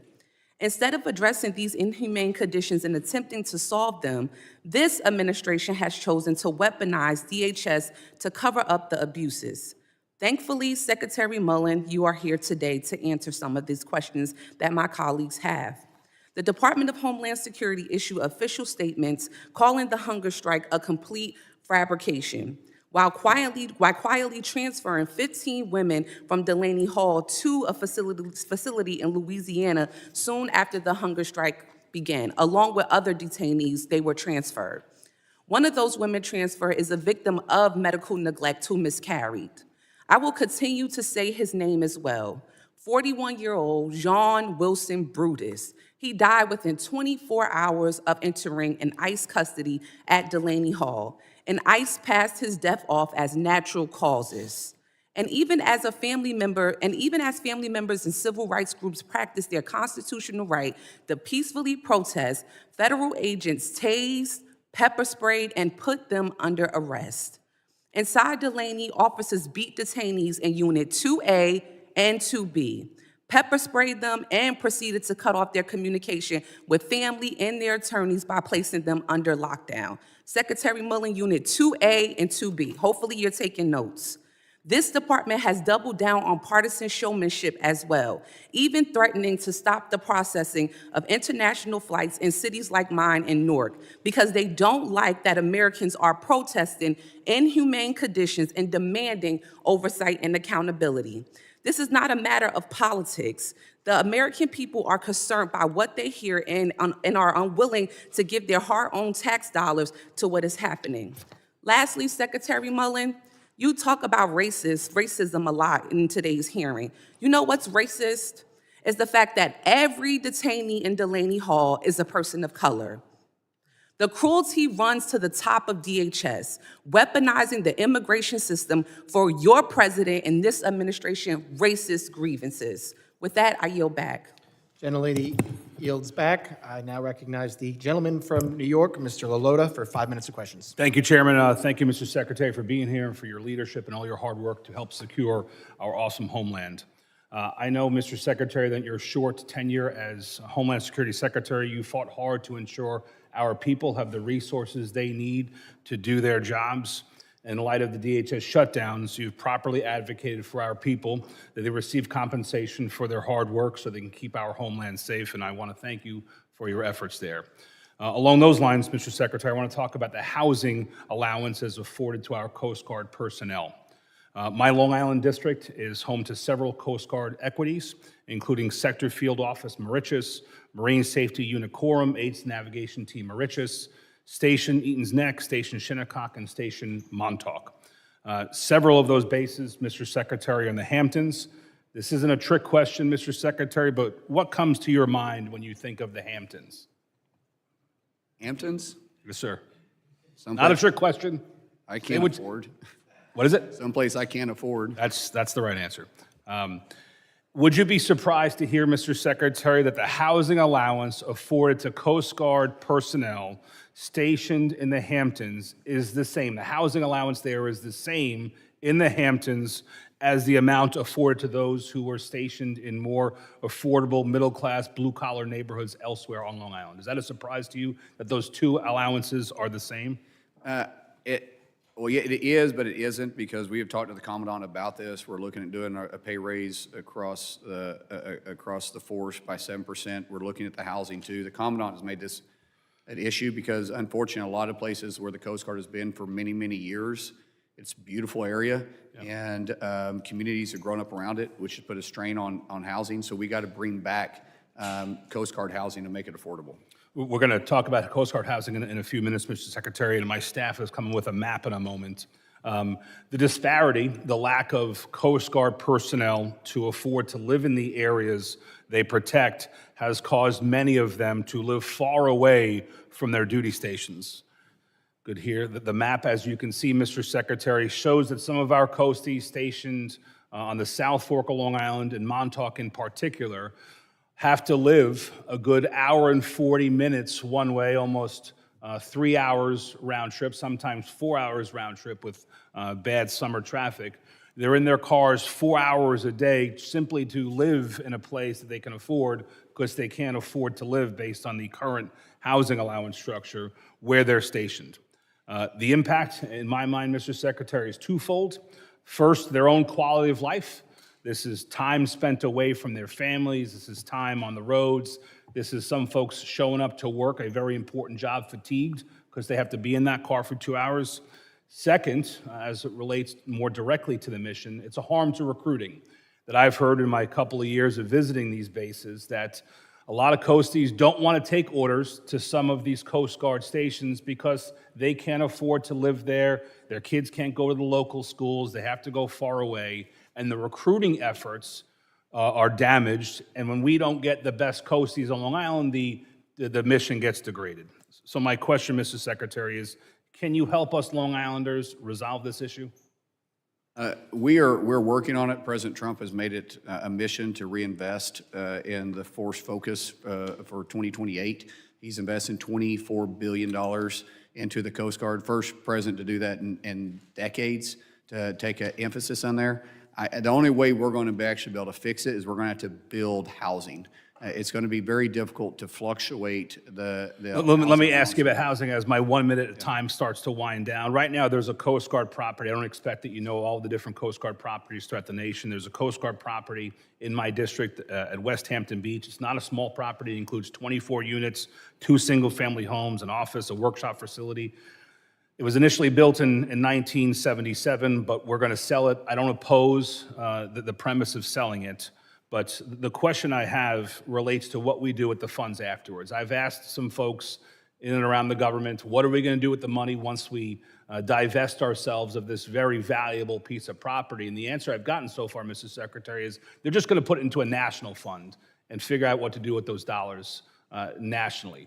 I've presented, Mr. Secretary, a very regional, a very localized problem that has a lot to do with money. We're going to cash out on this property. I don't oppose the cashing out. My request to you, Mr. Secretary, is can you commit to, when we dispose of that property and get money for it, that we keep those dollars regionally so we don't exacerbate an existing problem? You've said that we need more housing.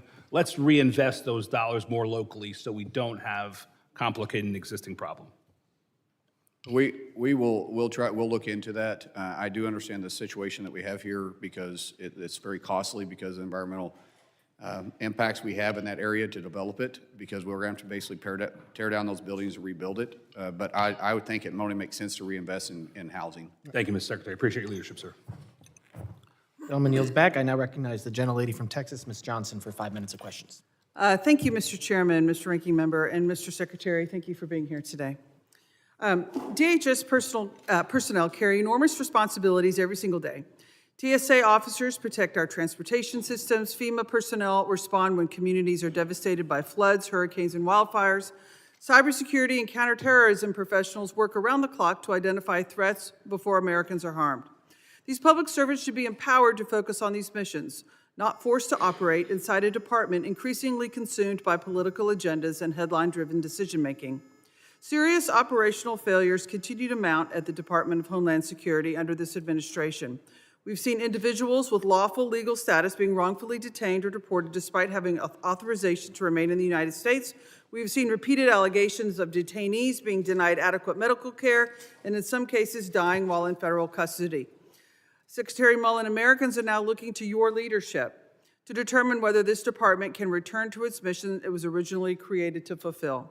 They want to know what steps you are taking to restore professionalism within DHS, improve oversight of detention facilities, prevent further deaths in federal custody, stop the wrongful deportation of individuals with legal status, eliminate political interference inside FEMA, improve training and operational standards for enforcement personnel, and ensure that disaster response decisions are driven by urgency and public safety rather than bureaucracy and politics. To highlight some of the incompetence we've seen over the past year, I want to take a moment to quote directly from the final report, which was released earlier this month, issued by the President's own FEMA Review Council under the Trump administration. This report was not written by Democrats. This was your administration's own assessment of FEMA. And frankly, the report reads like a broader indictment of how this agency has been allowed to deteriorate over the past year. The report states that FEMA acknowledges concerns about staffing sufficiency, disaster response delays, and operational shortcomings that have weakened FEMA's disaster response capabilities. Americans in my home state saw the consequences of those failures during Texas floods. An overwhelmed system, staffing concerns, and response delays left families waiting for help during one of the worst disasters in our recent history. So frankly, I think you and this administration should spend less time turning DHS into a political messaging operation and more time focused on fixing these failures. And Mr. Secretary, I was sitting here listening to my colleagues, and I too have a line of questions about a gentleman in one of my constituents that died in DHS custody. And I too have letters written to DHS that have been unresponded to. This seems to be a pattern and practice. In fairness to you, a lot of it is from your predecessor. But we as members of Congress deserve timely responses to our inquiries when we have constituents that have had terrible outcomings with your agency. And I heard you say earlier that you're committed to do that. And I hope that's true for the letters that my office have sent you on multiple occasions relating to a death of Mr. Pakhtawali. He was a 41-year-old husband and father who was brought here on the Afghan evac program. He served alongside our men and women in military in Afghanistan and was brought here because his life was deemed in danger if he remained due to his service to our military men and women. And he was detained and dead 24 hours later. I think he and his family and this country and the Afghan community who've risked their lives to help our men and women in the military deserve an answer as to what happened. And I've sent multiple letters, and I'm here again. And I asked your predecessor if she would respond. She told me she would. She did not. Now I'm asking you, can you please give me a response to what happened to Mr. Pakhtawali in your custody? Yes. Because is it possible that we can get a copy of that letter just so we can find it? There was a lot of stuff that's been hard to find. Absolutely. And I don't think, I may be wrong, but I don't think we received that letter since I've been in office. I will be happy to resend it to you. Thank you. Because we have asked on multiple occasions, it's not normal for a 41-year-old to be detained, taking his kids to school, and to be dead in your custody 24 hours later. That's not a normal, natural course of events. And I think we all deserve an answer as to what happened and a comprehensive review. Because we've had, just in this one hearing, sir, 3 members of Congress have had 3 constituents die after being in DHS custody in a very relatively, for 24 hours or a few days or whatever. And this is part of the problem with why the American people are so frustrated, because these events happen that should not happen, and there's no accountability, and there's no transparency as to the cause and what happened, and no assurances that they're gonna stop in the future. And I'm so sorry, I just ran out of time. I yield back. Gentlelady yields back. I now recognize the gentlelady from South Carolina, Ms. Biggs, for 5 minutes of questions. Thank you, Mr. Chairman, and thank you, Secretary Mullin, for being here today. In January of 2025, President Trump issued an executive order, number 14157, formally designating cartels and other transnational criminal organizations as foreign terrorist organizations and specially designated global terrorists. This was a consequential action and one that fundamentally reframes how the federal government must approach the threat these groups pose. These are sophisticated, violent, ideologically motivated organizations that control territory. They weaponize human beings and deliberately target the vulnerable and those on our borders only to advance operations inside the United States. The FTO designations created by Executive Order 14157 are legal tools with operational consequences, and I want to understand how DHS is using them. With that framing in mind, I want to ask you directly, how has the Department of Homeland Security used these new tools to protect Americans from terrorist cartels? And have these tools helped the department arrest cartel-linked criminals and seize their money and assets and break up their networks here in the United States? Thank you so much. Through CBP and HSTF and a partnership with the Mexican government, we've seen record amount of seizures, of drug seizures, money seizures, weapon seizures, and plus the arrest of these cartel leaders. They are highly sophisticated. They're highly organized too.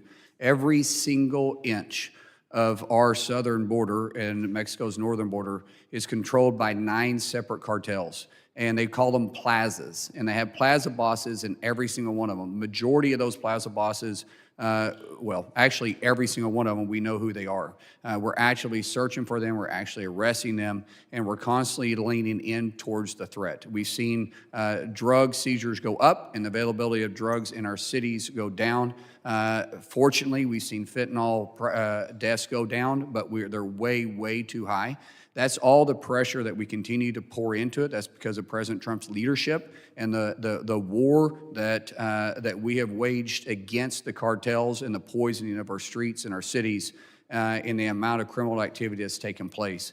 Every single order that the president has put in place has caused these cartels to squeeze. And because we took the human trafficking away, which was a multi-billion-dollar industry that was stood up underneath the Biden administration, has went away. They started pushing harder on the drugs. We saw the narco boats. We started attacking. We started attacking the trafficking lanes on our borders. Now we're seeing them go underground. We're putting in that technology, but we need more partnership. And I just recently returned from Mexico City, speaking with President Sheinbaum and her cabinet about the cooperation. And I will tell you, we've been impressed. They have been very cooperative, way more cooperative than the last administration, but they still believe in their sovereignty, and we have to respect that. Well, thank you so much for your efforts. I know there has been a lot done, but we still have a lot of work to do. I represent a district that covers between Atlanta and Charlotte, Interstate 85, and we have seen trafficking of drugs and people, as a matter of fact. Huge trafficking human trafficking corridor right there, as you're aware of. Absolutely, and we were in district this past week working, and I met with one of my constituents who just recently lost his wife to a fentanyl overdose, and people are still crying out, and it's still a huge problem, and we should have never gotten to this point. And thank you to your staff for all of their efforts in stopping this. Thank you so much. A staggering statistic I learned yesterday from Senator Hagerty was that they've had 41 deaths in Tennessee that is directly related to illegals in this country. That's part of the problem with the human trafficking. The drugs are a second problem. Every death that comes from illegal drugs coming in the country or from someone that was entered in this country illegally is one too many. It should never happen. Absolutely, and it's hard to sit here and hear about the negativity and pointing the finger at ICE agents when I can tell you over and over individuals in my district that have been impacted by illegals who've taken the lives of so many people, and it's unfortunate that we turn our head to that. Thank you. I yield back. Gentlelady yields back. I now recognize the gentleman from Puerto Rico, Mr. Hernandez, for 5 minutes of questions. Thank you, Mr. Chairman. Mr. Secretary, FEMA has failed Puerto Rico. We're 3 months away from the 9th anniversary of Hurricane Maria, and there's still over $24 billion left to disperse. According to a RAND report, at the current pace, the reconstruction projects won't be finished until 2051, basically after my newborn baby graduates from college and when he is probably graduating from grad school. This is not by accident, this is by design. There's an Inspector General report that says that inadequate technical assistance and guidance from FEMA is responsible for the slow disbursement of funds. The Trump administration is largely responsible for this failure. Kristi Noem made things a lot worse. She enacted a stupid, ridiculous, absurd policy that anything over $100,000 had to be signed off by her. That blocked over $2 billion for Puerto Rico. Secretary Mullin, I believe you rescinded that policy. Do you agree that it was a bad policy? People have different leadership styles. That's not my leadership style. I believe in empowering people. But it's a yes or no question. Do you agree it was a bad policy? It's not personal. It wasn't towards my us. decision. I'm just saying I just managed different. Well, you decided to rescind the policy, Well, right? if you hire different managers for different parts of the Okay, I company think we agree it was a bad policy. policy. Thank you. Would you support legislation to make sure that policy doesn't get reinstated? Would you support legislation to basically enact your leadership preference that I no that longer policy make the is- policy you guys do. I will enact whatever you guys pass. And would you be supportive of that? You have opinions I don't. over policy. You're here It's giving not my. your It's not my opinion over place to lean budget. in on the policy. I just want to get my agency funded. That's it. Okay, I think you do lean in on policy a lot. You're doing it today constantly, but I think you should. I have a bill called the Disaster should say Aid Without proposed. Delay I Act. should say Sorry, I proposed reclaim my policy, sorry. time. I reclaim my time. My bill, the Disaster Aid Without Delay Act, would do just that, and I hope my colleagues join in co-sponsoring it. Now, Mr. Mullin, on February 20th, after a meeting with our governor, Kristi Noem fired FEMA's Puerto Rico Recovery Coordinator, Andres Garcia Martino. On May 20th, 3 months later, we found out he was reinstated. Why was he fired? I wasn't the one that fired him. I don't know. Why was he reinstated? Well, we're looking for good people to be put in place, and people have different ideas. I reinstated several people in court, including my deputy secretary that's sitting beside me. So is it common to fire and rehire people at DHS right now? No, I think people have different management styles. Is that good for the agency's stability? You want me to answer the question? Sorry? I mean, you asked me a question, I'm willing to Is answer it. that I don't good- want to talk over you. Okay. But Is it good for the office's stability to be firing and we rehiring? have different management styles. That's just common in any business or government. When you have bring in different leadership, they have different management styles, and they look at things differently because they may reprioritize their roles. Okay. And that's what we did. Since I'm running out of time, Mr. Mullin, are you familiar with Core 3? Did you say Core 3? Yes. I don't know if I am or not, sir. Okay, it's a central office for recovery, reconstruction, and Oh, yes. resiliency that manages FEMA funds for Puerto Rico, the largest amount in history. So a month ago, Core 3 announced that FEMA approved an extension for the period of performance for almost 600 disaster reconstruction projects in Puerto Rico. Are you familiar with the term period I am. of performance? I Yeah. am. So do you support a blanket extension of the completion deadline for all projects in Puerto Rico until 2035? I don't, and unfortunately, sir, I've got a great relationship with your governor there. I think she's absolutely wonderful. And she's proposed that. Yeah, and it's something that I think we and should it's- all support. Yes, and we have talked multiple times. Unfortunately, we found with rebuilding this grid in the first go-around, and including through the Biden administration, is a lot of the funds that we were awarded through FEMA just wasn't getting to where they need to go, and why the millions of dollars have been spent, you couldn't see the progression like you would here inside the states. So would We you had to say- stop and say, listen, there must be fraud going on, or they're incapable of doing it themselves. And let me reclaim my time, and I appreciate that answer. It's the government of Puerto Rico who's been administering these funds during the past 9 years since the hurricane happened. So would you say that this fraud is occurring under those governments of Puerto Rico? No, I'm not saying that. I'm saying that we're putting in safeguards. We're relooking at the program to make sure that it is used for its intended purpose and not have the broad abuse that it could take place the way it was written But before. then do you have a lot of proof of abuse? Sorry? Do you have proof of the abuse? Well, we're still looking into that. Yeah, because According we to the don't last want to, we don't want administration. to, I'm sorry, but I'm running out of time. We don't want to wait more. We've waited too long. At the current pace, you're going to make us wait until 2051.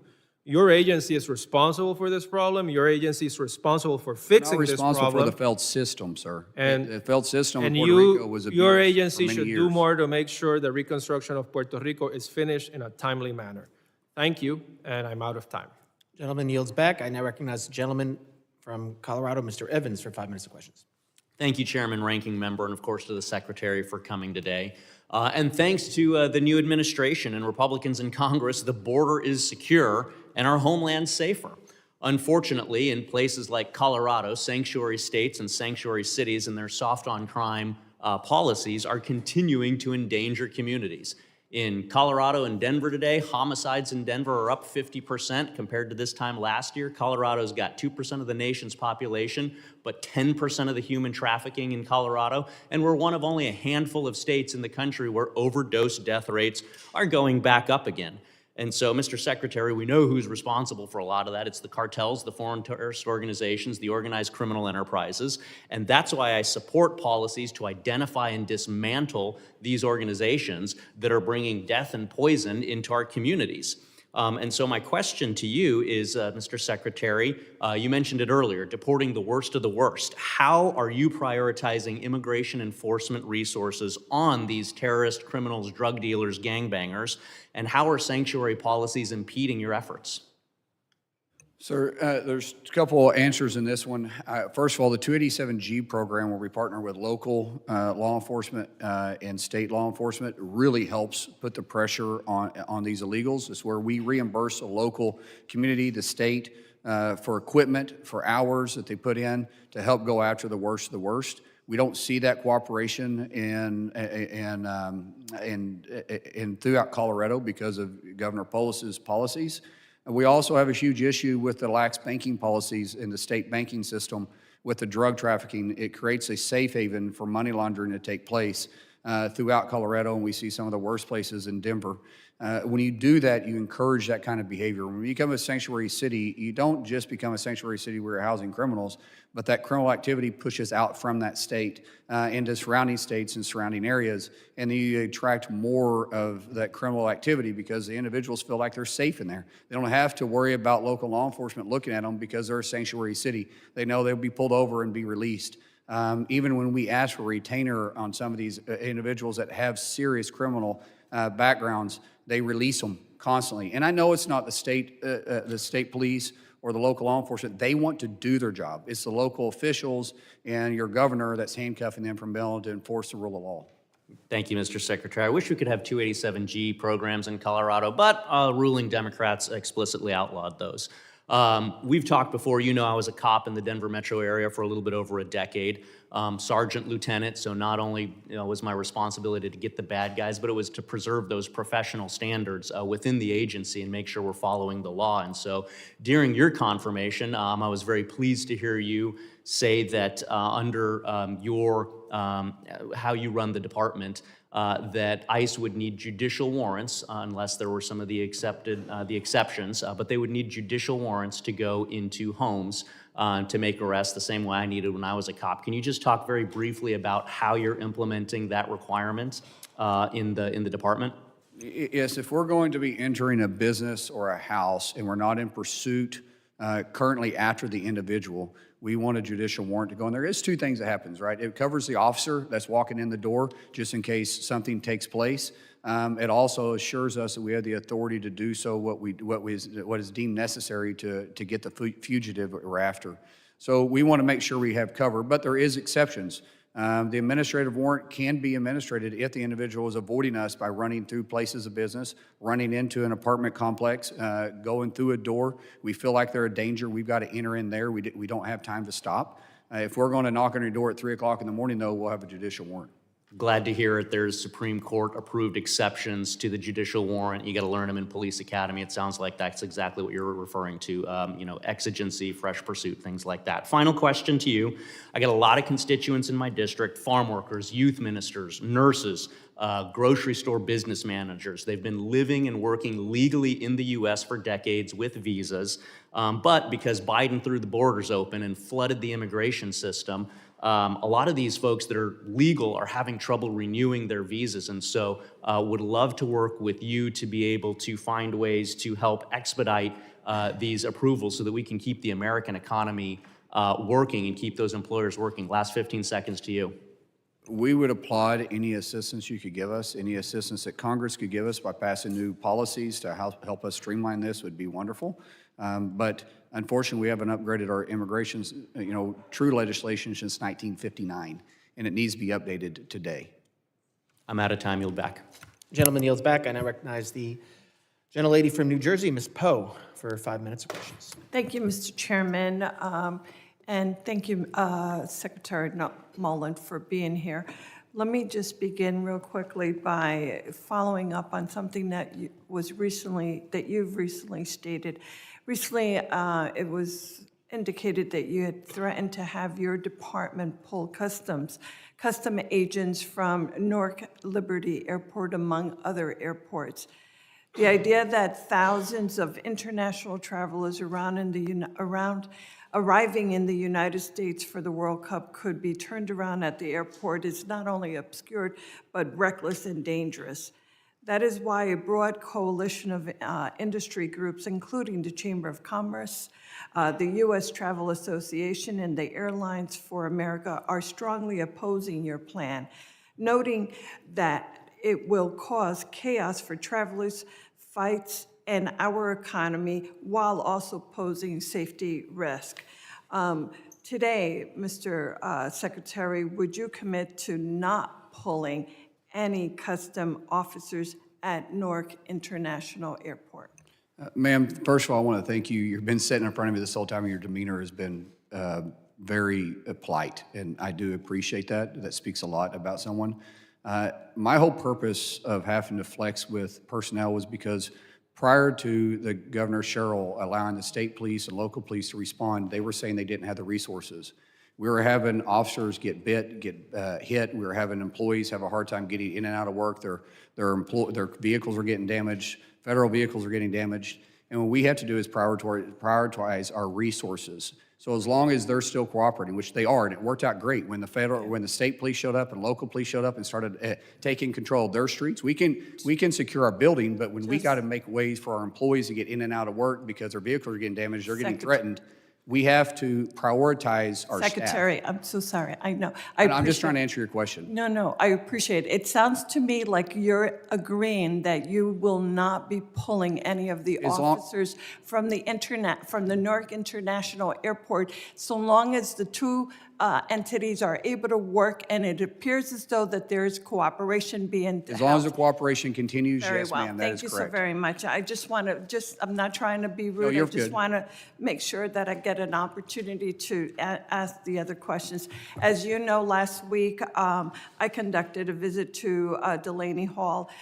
This was an oversight of a rogue facility that should, in my opinion, be shut down. What I witnessed was shocking. Delaney Hall cannot provide the basic need of human beings being held there. It is a stain on New Jersey and on our country. Detainees are being given moldy bread and lunch meat. In fact, while I was there, that was clearly shown to me where there was actual mold on the lunch meat. Those are the kind of food that they are being served, food with worms and absolutely filthy water. They are not receiving adequate medical care. Let me just ask, Mr. Secretary, when the New Jersey Department of Health arrived to examine conditions, they were initially turned away. They were later allowed to enter only into the kitchen and nowhere else. Not any of the medical bays, not the sleeping areas, not bathrooms, nothing. That was absolutely inappropriate, and it's a disgrace that they were not allowed. New Jersey continues to push for full access, but ICE and the GEO, please tell me otherwise, groups have refused. Can you commit to granting New Jersey Department of Health full access? Can we get your cooperation to the facility to ensure basic sanitary conditions that are being met?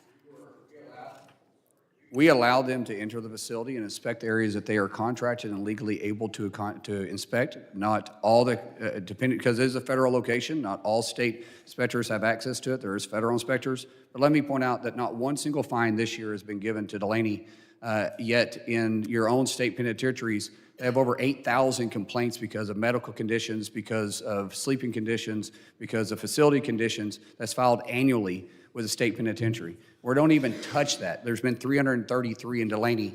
I would say we probably need to spend as much time looking at their state penitentiaries as to do Delaney, but Mr. Delaney's a political Secretary. topic. It's Yeah. not, it's No, not. I don't want to make it a political. It We're is. talking about, we're not talking about individuals that have had their due process and were sentenced to go to jail in a correction facility. We're talking about people who are detained, have yet not to be proven, given the opportunity for due process in order for them to be granted one decision or the other. Very, very different situation that we're talking about here. Thank you, Mr. Secretary. Chairman, I yield back. Gentlelady yields back, and I recognize the gentleman from North Carolina. Thank you, Mr. Secretary.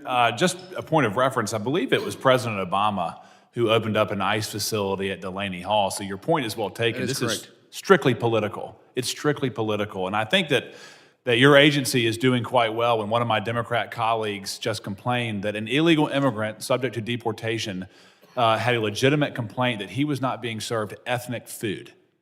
That was stated just across the aisle to you, that we need to provide a menu service for their ethnic food before they are deported. I find it just staggering.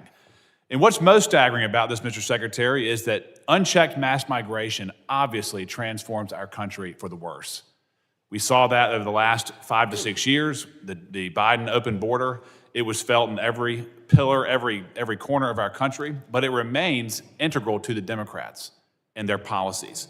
They're still defending it, they're still promoting it, they're still fighting for it. And when you look at the effects of it, it's very obvious that mass migration robs Americans of a whole lot, of the American dream, of public safety, of good schools, of affordable health care.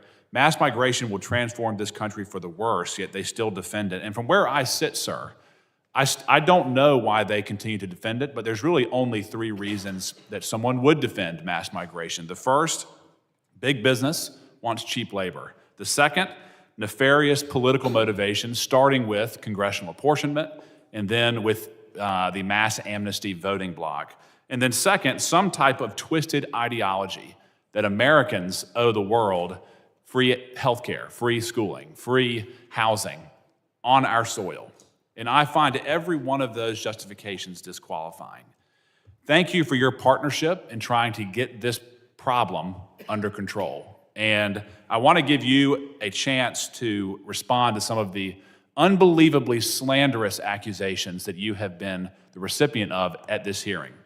First, that those who are resisting you in New Jersey and elsewhere in sanctuary jurisdictions, that they are peaceful protests. Your response? That's absolutely not accurate. And I think when the state police showed up with their riot unit, by the way, phenomenal group of guys, real professionals, they recognized really quick that these weren't peaceful protesters, and they took action because of it. In fact, the next day they showed up with a bus to start arresting the individuals. And when we saw them respond, with the cooperation with local government, we got the rioting, not protesting, we got the rioting under control. Yep, this is criminal activity, it's organized, and it's funded by far-left agitators, isn't that correct? We saw sorry, my guys.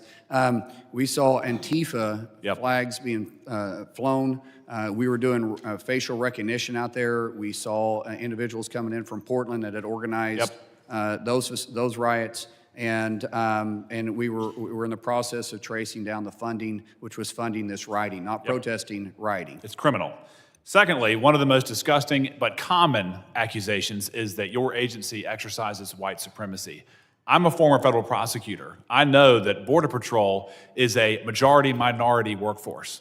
The agents for Border Patrol are a majority-minority, heavily occupied by Hispanic Americans, patriots. To say that they are white supremacists is disgusting, it's a lie, and it's a politically motivated attack. Same thing with ICE officers. Vastly overpopulated with minorities as opposed to the general population. Your response?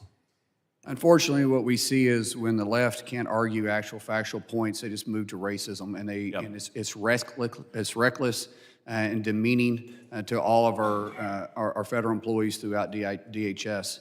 And we have to stop it because it feeds into this narrative that you hear chanted all the time in these riots, not protest.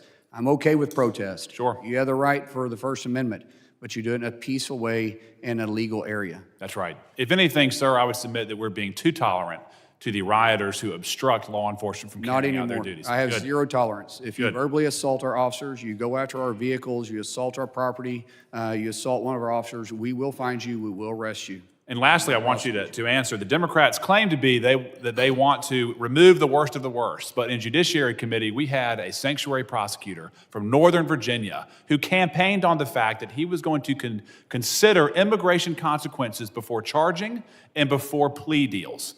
He released murderers, he released pedophiles, he released violent criminals because they were going to be subject to deportation. It's disgusting. They are not working to remove the worst of the worst. They're not working with you to achieve that. Your response? In Delaney alone, over 35%, or roughly 35% of the detainees have serious criminal records. Yep. But if you release the criminals, you can't get a conviction. That's right. It's a nefarious circle. That's right. There's a lot more to talk about. Thank you for your time, sir, and we're ready to help you in any way that we can. Thank you. I yield back. Gentleman yields back. Thank you very much. And I now recognize the gentleman from Virginia, Mr. Walkinshaw, for 5 minutes of questions. Thank you, Mr. Chairman. Mr. Secretary, do you recognize this? Actually, no, I don't. Okay. You stated that you have a different management style than Secretary Noem. And when you started, there were reports saying that DHS staff hoped that you could be the knight in shining armor to repair the agency's reputation, which was damaged by your predecessor. You mentioned earlier shutdowns and the impact that shutdowns have had on DHS. There's no question that's true. One of the things that the 2025 shutdown did not impact or slow down at DHS was the purchase of luxury jets. Your predecessor purchased 2 Gulfstream G700s, and then later, I think, a Boeing 737 MAX that they termed the big, beautiful airplane during the shutdown, while DHS staff were not getting paid. The Gulfstreams had special paint and cabin enhancements, the largest cabin of any Gulfstream. This is the top-of-the-line Gulfstream. An expert on private planes in the industry, when asked about the purchase, said it was, quote, bizarre, and that, quote, these jets are normally associated with billionaires. You just said you can't afford to visit the Hamptons. Neither can I. Okay, I can afford Hold on, I haven't asked you a question. On April 17th, a spokesperson from your agency said, under new leadership, DHS is assessing all of our resources, including aircraft, to maximize efficiency, and that you, the Secretary, are 100% focused on ensuring the needs of our department are met while being the best possible steward of taxpayer dollars. That's April. On May 27th, it was reported that flight logs show that you have used one of the Gulfstreams to fly to Oklahoma, the $80 million Gulfstream. Have you used the Gulfstream jet to fly to Oklahoma, Mr. Secretary? Sir, under statute, I'm required to provide. You used the G700. Okay, thank you. No, So- you asked me a question, sir. Can I answer the question? You answered the question. You said No, I didn't. yes. No, because. Reclaiming my time. you're Mr. Chairman, He's walking reclaiming over my an time. important fact. You answered the question. Again, we will remember, you get to ask questions, the witness gets to answer the question. By statute, I'm required. I'm familiar to with the provide- statute. Okay, then you know why I have to fly a government plane. Yeah. And so my family is in Oklahoma, like you go Reclaiming my home time, a Mr. lot. Chairman. I also like to go visit Reclaiming my my time. It appears to me that you assessed the aircraft, and your assessment is you really like flying on the Gulfstream. As a senator, Sir, you're making reclaiming my time, Mr. Chairman. Questions and answers. I didn't ask a question. Okay. He's making an assumption As senator, about something you're Mr. walking Chairman, are into you going to that you're control not the familiar witness? with, or you're using. Suspend the his clock, Mr. please. Chairman. Suspend the clock. In the Senate, Hold on, suspend the clock. Everything's suspended right now. Again, you have statement, questions. Mr. Secretary, you can address the questions when there's a question. Members, as you know, we had some just read statements. If and when you have the time to answer and you want to say that something was not truthful, you can. You can answer the questions. But again, this is the members' time. We will let them use it as long as they do it within the rules, as they see fit. When you are asked a question, you will be afforded the opportunity, and the members should afford the other witness the opportunity to answer the question. I do not want people, this is, when people are talking over each other, we're not actually getting to what we want to get to. So let's try not to do that. I appreciate it. We will add 10 seconds back on because I did suspend and the clock kept running. But again, please, Mr. Secretary, if something that is said is not truthful, you can address it, but just wait for the question to be asked. Wait for the question to be asked, and then you can address it. Question asked, sir. He's making accusations just because he's trying to make a Nothing I have said is untrue, Mr. Still me. Doesn't make it fact just because Still you think me, you wanna everyone. say something. Everything I've said is a fact. That is not true. It is. It is not true. Excuse me. It is. How do you Excuse me. think it's true? Factually, because it's your opinion isn't anything. I don't want to be here all day, but I will adjourn this until everybody calms down. We will, again, if something that is said is not truthful in a statement and the secretary wants to address it when he's asked a question, he can say something was not truthful. He can answer the question. You can ask it. If you want to make your statement, you will make your statement. But we will not talk over each other.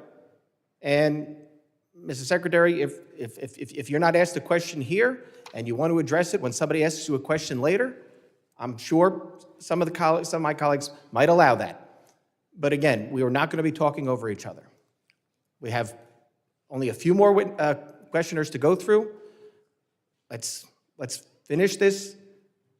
Questions, answers. If it's a statement, that's fine. But again, let's not talk over each other.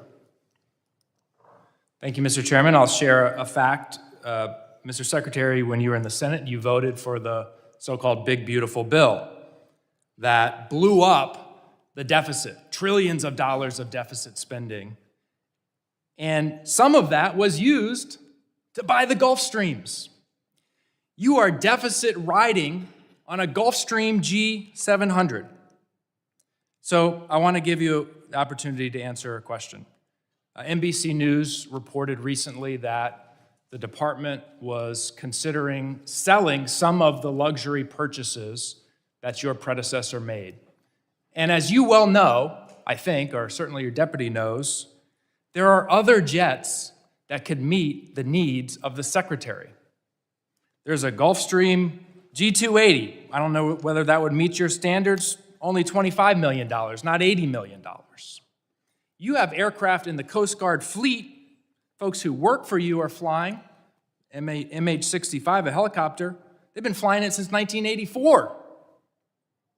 But Secretary Noem and you need a brand new, shiny Gulfstream G700. So my question for you is, will you commit today to sell the Gulfstreams, sell the big, beautiful plane, the 737 MAX, and put that money maybe into helping Mr.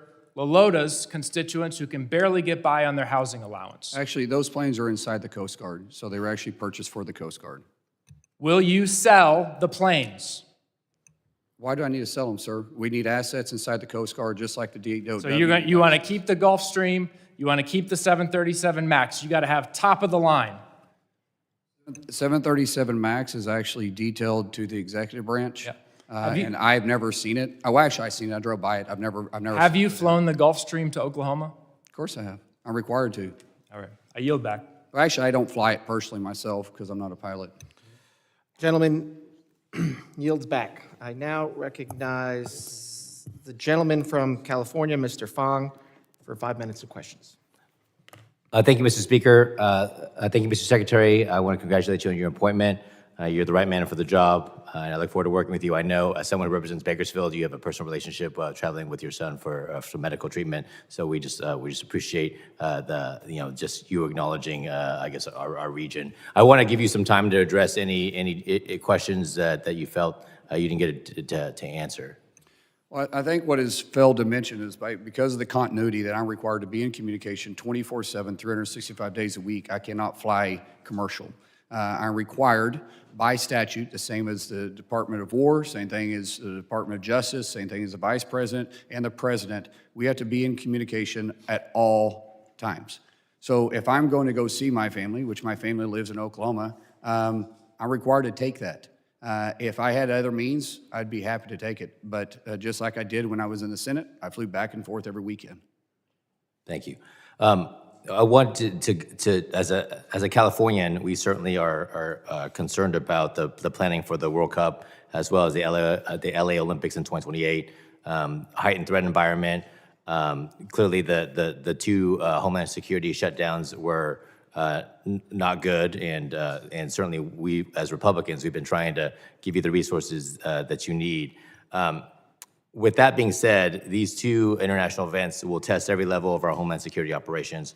You know, as the Secretary now, what are the top vulnerabilities that keep you up at night, and what resources do you need to address these challenges?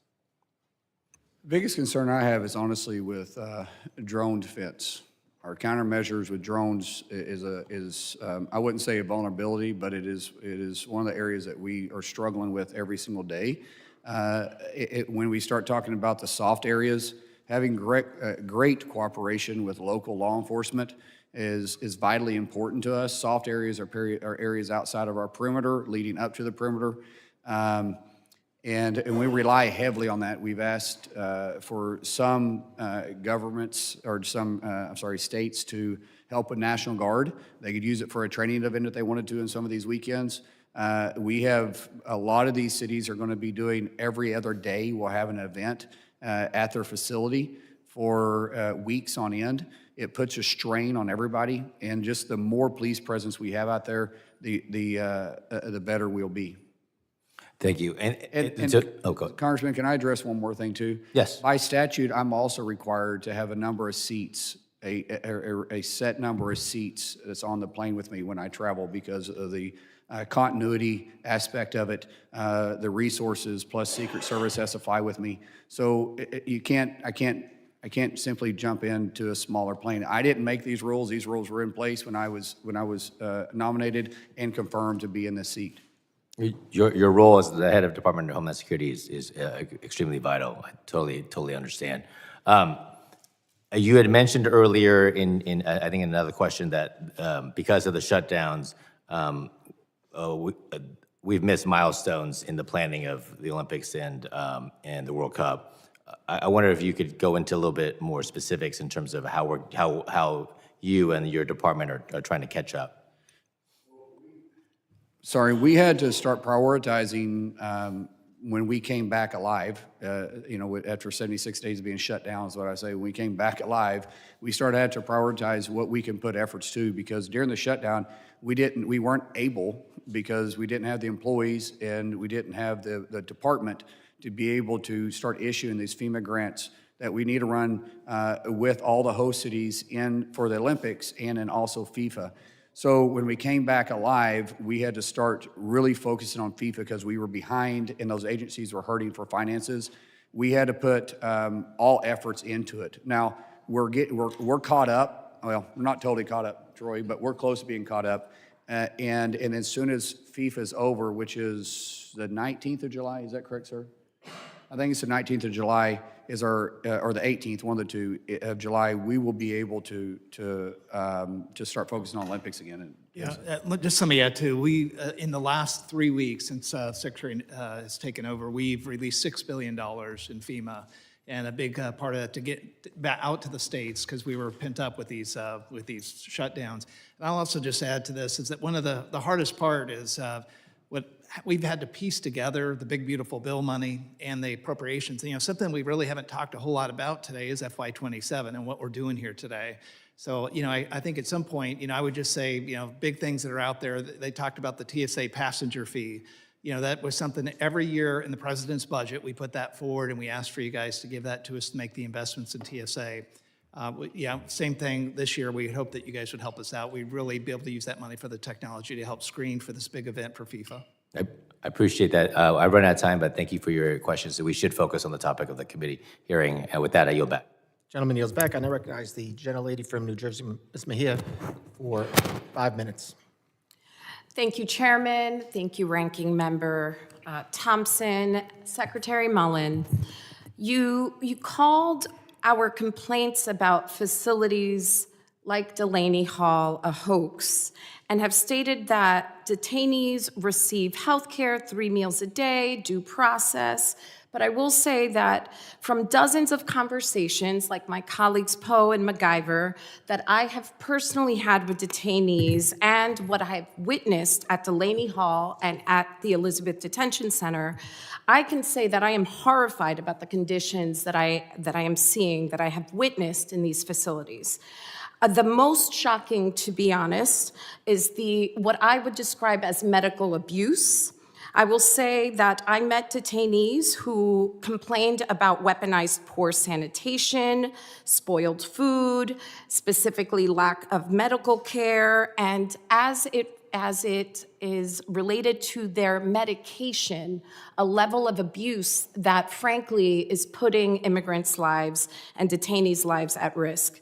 I will share that I interviewed teenagers, pregnant mothers, the elderly, vulnerable people with chronic conditions, and here's what I heard. I met detainees who were given critical medications sporadically: insulin, metformin, diabetes medication, other diabetes medication, high blood pressure medication, cholesterol medication, thyroid medication, hormonal medication, all medication that, if given sporadically, can in fact harm an individual's lives.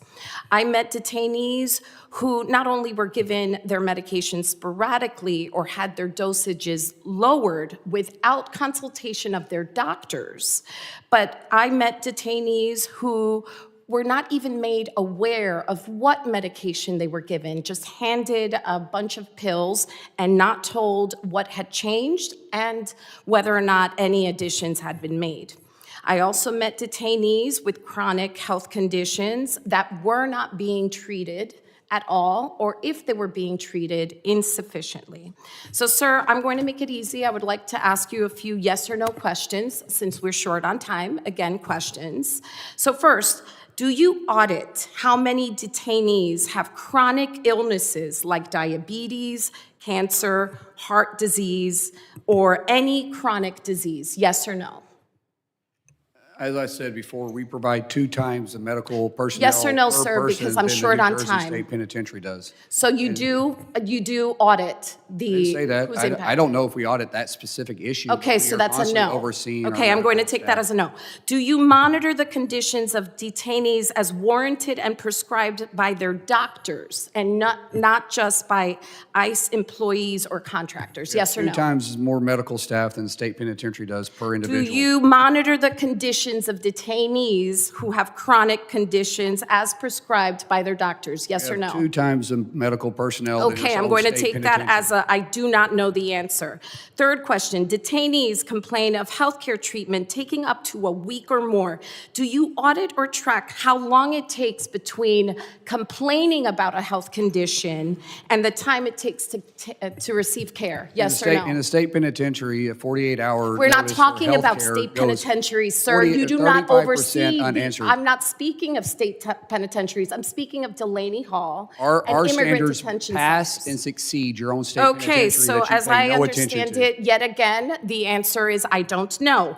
Will you allow New Jersey's Department of Health to conduct full and routine inspections of all areas, including areas that have impact on the health of detainees and staff? Where they are legally able to go by state statute and the federal contract, we will allow them to enter, which is what So we did if the other the day. bathrooms pose a health threat, are they allowed to go inspect the bathrooms? Depends on what's within their contracts and our state agreement that we have with that federal So facility. I am hearing that it's a yes, that they should, given that Where they are, detainees please? legally able to go based on the contract Okay, we have so with the again, state, I'm not for going to take political that as a purposes. I don't know. Will you provide the state with the number of individuals that are detained, the number of seniors, pregnant women, individuals with chronic diseases like diabetes, congestive heart failure, hormonal conditions, cancer, or more? We are required to report. We will report. By the way, you made a statement about teenagers. being held I there. haven't We don't finished. hire- we You don't can add hold in a youth moment. there. Will you institute a no tolerance policy for retaliation against any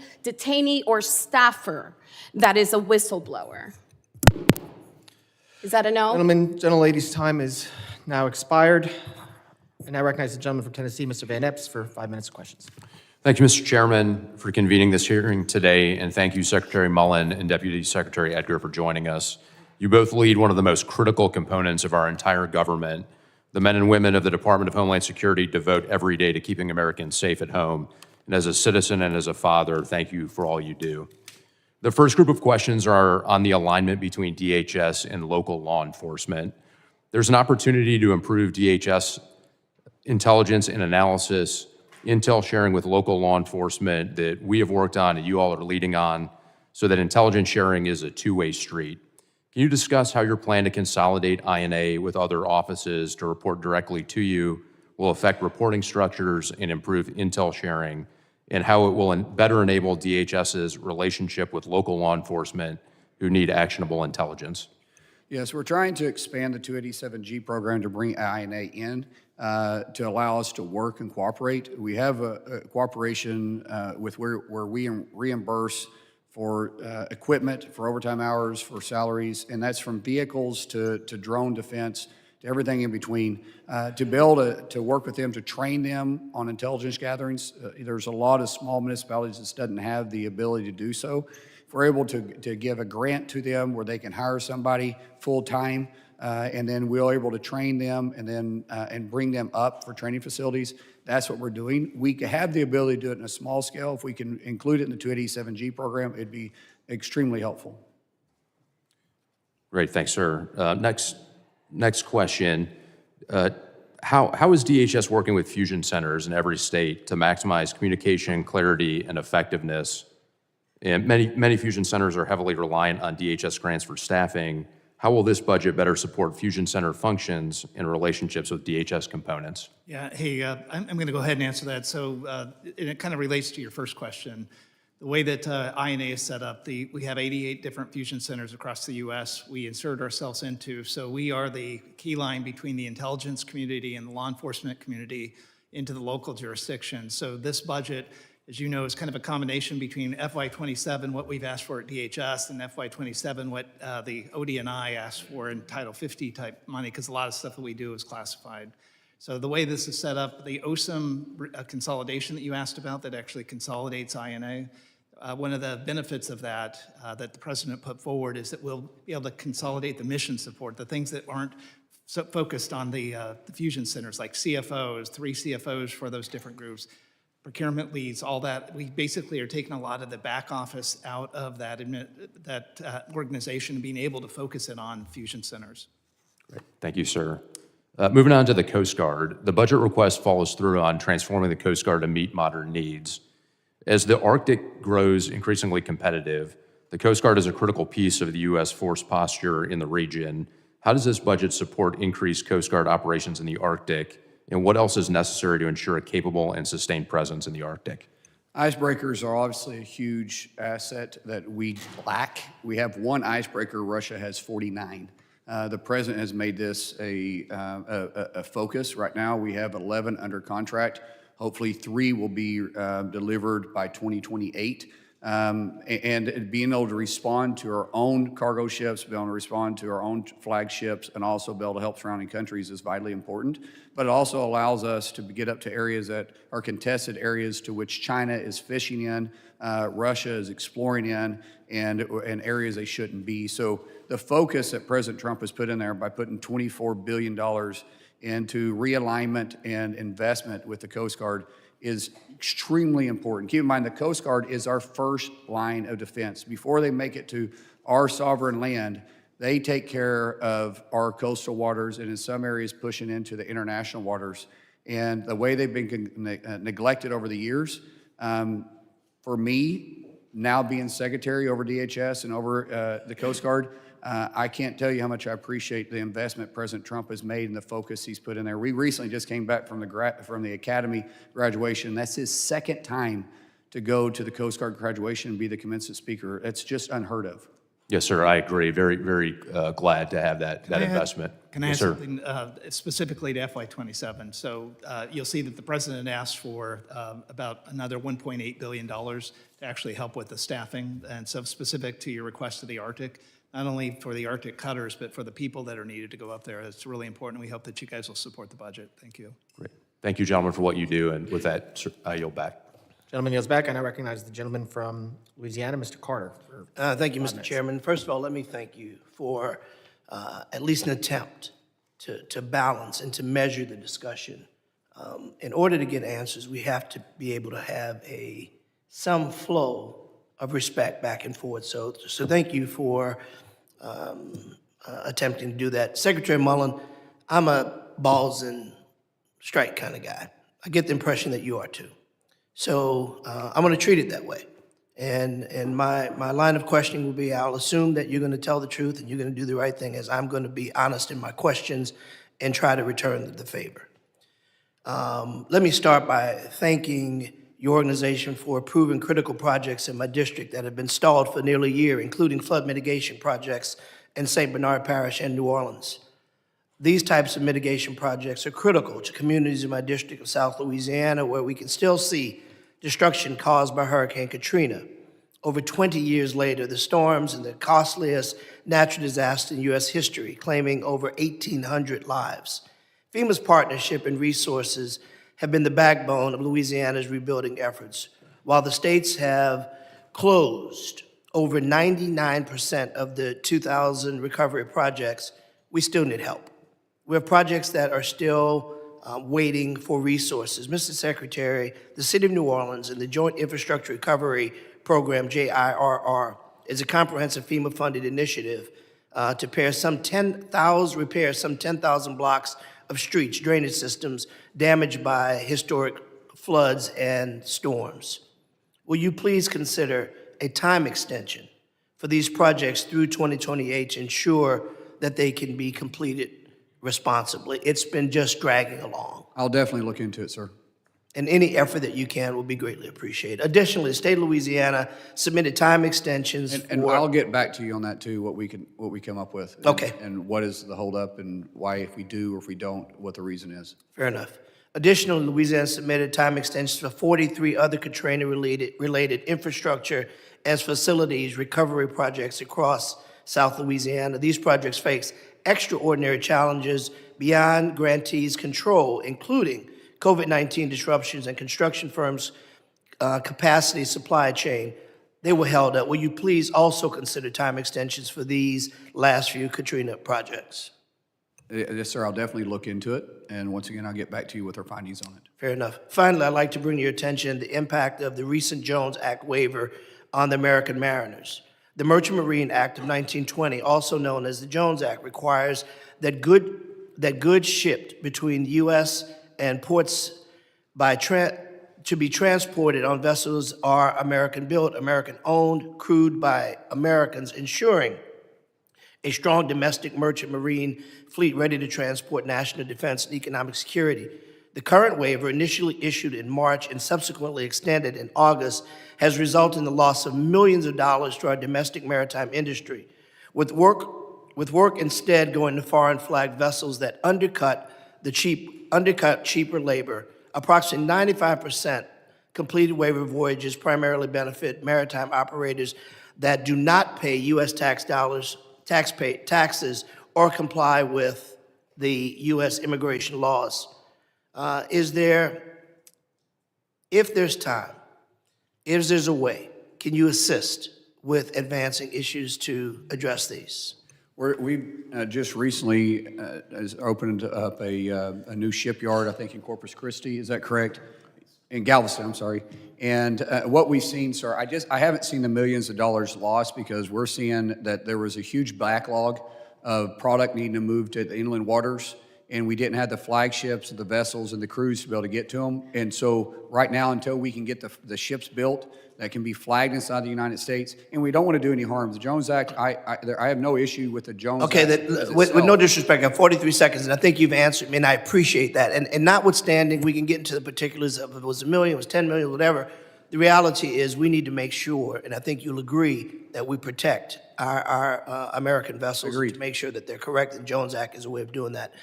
Listen, it's been exhausting, very frankly, to hear my colleagues on the other side go back to Obama and Biden and Mayorkas.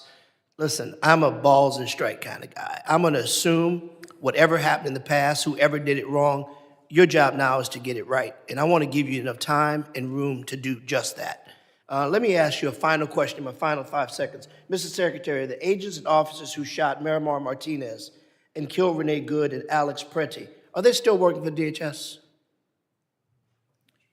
I'm not sure. I know one of them's under investigation. The situation's under investigation, but I would assume typically in those situations they put on administrative leave. Once the investigation is complete, there'll be a determination if they stay on the force or not. And you mentioned, thank you, and I appreciate that. And then finally, thank you, Mr. You indicated that you had a zero tolerance for anyone that would violate the rights or safety of your agents. Will you also say on the record that you will also have zero tolerance for anyone who violates the rights of citizens? Gentleman's time's expired. Can he please just answer that? If he wants to answer it in his next second, he can. I think he was shaking his head for the record, so thank you, Mr. Secretary. Listen, I've known the Secretary for a very long time as a man who takes his job very seriously, and I'm sure he will always do the right And I think my right comment thing. suggested that I agree with Yep, that. I agree. I now recognize the gentleman from Pennsylvania, Mr. McKenzie, for 5 minutes of questions. Thank you, Chairman, and thank you to Secretary Mullin for joining us today. Appreciate you being here before the committee. I want to start by expressing my appreciation to your department and specifically FEMA for working with our Pennsylvania communities to recover millions of dollars of funding that they were owed from the COVID-19 pandemic. Earlier this year, I led an effort with several of my colleagues in our Pennsylvania delegation to advocate for the release of longstanding public assistance reimbursements that were owed to hospitals and health systems across Pennsylvania. These funds went back to an application that they submitted back in 2021. Ultimately, it ended up being $580 million of previously outstanding public assistance funding, over $103 million in support of hospitals and healthcare networks right in my Lehigh Valley and Pocono district. That funding is critically important. Obviously, it can go into their ongoing operations to keep our community safe and healthy, but that money was held up for years on end. And so I want to thank your department for being so responsive when we sent you that letter. Very quickly, in short order, you and your team were able to get those funds released and coming back to Pennsylvania to help, again, keep our communities safe and healthy. So I want to thank you for that. I can't take all the credit on that. That was a culmination between the Deputy Secretary and Brian Kavanaugh, who brought it to my attention. When we took it to the White House with President Trump, he immediately agreed to get the money out the door. So we went to Russ vote and the money started flowing. But it was just a matter of bringing it to the president's attention to get it done. Well, we appreciate that because, again, hadn't happened for probably about 5 years that they were owed that funding. So appreciate you being so responsive in getting it out to everybody back in our communities that needs that assistance. To that end, I would like to look forward. What are we going to do to make sure that these types of hangups don't happen going forward with FEMA? So can we talk about fiscal year 26 preparedness grant cycle, how it's being administered, what you're seeing going forward so that hospitals, nonprofits, local governments, first responders, everybody else in our community doesn't experience this type of delay again? Unfortunately, with FEMA, we have an issue with our own bureaucracy. And we have a gentleman right now, Cameron, who has been nominated by the president that hopefully we get confirmed quick. The president is laser focused in FEMA and getting it working and streamlining, making sure the dollars get to the states faster instead of being held up in FEMA like this. And I appreciate that, but it's going to take some time. It's a huge agency. And I told the president when I met with him last week, I said, give me 2 months once I get Cameron in place, and we will start looking at all these systems and seeing how we can streamline it, take care of what we are required by Congress's statute. So statute, what are we required to do and what layers we have built on top of it because of our own bureaucracy, and get it down to mission focus. Thank you, and appreciate your focus on this issue. As you pointed out, these funds are so critically important, and getting them out in an appropriate but also timely fashion is important. So thank you for your focus and work that you're doing on that going forward. I'd like to shift gears. In your opening remarks, you talked about how the Biden administration had lost track of over 100,000 unaccompanied minors, and that you were in part tasked with tracking down and rescuing some of these children who were in really heinous situations, whether it be sex traffic, human traffic, forced labor. Please talk about your ongoing efforts, how you're making progress on that front, what we can do to be of assistance as we move forward. Using rough numbers, 340,000 kids were lost underneath the Biden administration, lost. I mean, we had no idea where they're at. There had been no checks on them. There was, from the time they released at the state level, excuse me, or from the border to where they'd been, no one had been contacted to say that was actually where they're at and what they're supposed to be doing. We have now recovered over 120, that could be 140, but I think it's 120,000. And those are the cases that they were where they were supposed to be. Some of them we had moved and we had to track them down. Now we're going after the hard ones, which is the ones we're very afraid are either in labor trafficking, human trafficking, sex trafficking, and it's very, very concerning. Every single day matters. During the shutdown, it put that mission at risk, and we wasn't able to do things. We've been through 4 shutdowns. The last one was 76 days. HSI is the one that leads this, and we lost our partnerships with state and local because we wasn't able to fund them, because we fund their activities as they work alongside us, and so we're just now standing that up. Thank you for your work to protect those incredibly vulnerable children, and I look forward to continuing to work with you. Thank you, Congressman. Thank you. Gentleman yields back. I now recognize the gentleman from Texas, Mr. Green, for 5 minutes of questions. Thank you, Mr. Chairman. I thank the ranking member as well. Mr. Chairman, the Secretary has commented on race, a topic that I believe I'm eminently qualified to speak on, given that in my lifetime, I went to the back door to get my food. I drank from filthy colored water fountains.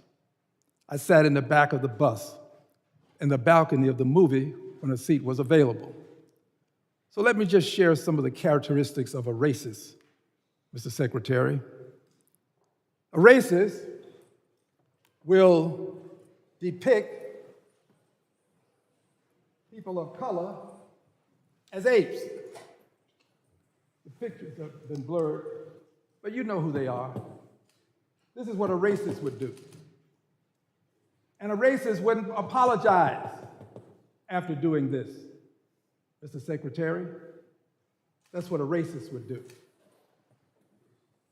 A racist, Mr. Secretary, would take offense at peaceful protest. You said you believe in peaceful protest. This was peaceful protest, Mr. Secretary. Racists take offense at peaceful protest. A racist, Mr. Secretary, would do what happened to Ruby. Are you calling me a racist? A racist. I'm asking a question. Reclaiming my time, asking them to shut up. That's a pretty. Shut up. Shut up. Shut up. It's my time. I'm not going to let anybody call me a racist, Chairman.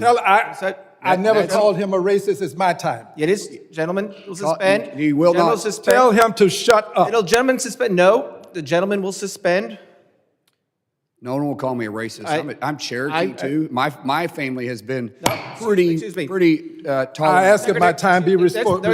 I ask that my time be restored. The clock has been stopped since I suspended the clock. I will continue to interrupt as long as someone's sitting there assuming I agree. calling me a racist. And as I said before, there will be no addressing anyone's character in a negative way. By the way, Mr. Green, I need you. When you're speaking, I need you to speak into the microphone because I can't hear you up here. But we will. Evidently, his constituents heard enough of him because they voted Mr. him out of Secretary, office. Mr. Secretary, please, again, we're almost done here today. Mr. Green, you can continue, but again, I will stop if this sounds like you are either directing that this secretary is a racist, or as well as the president or vice president, because we do know under our rules you cannot disparage a member of Congress or the president or the vice president.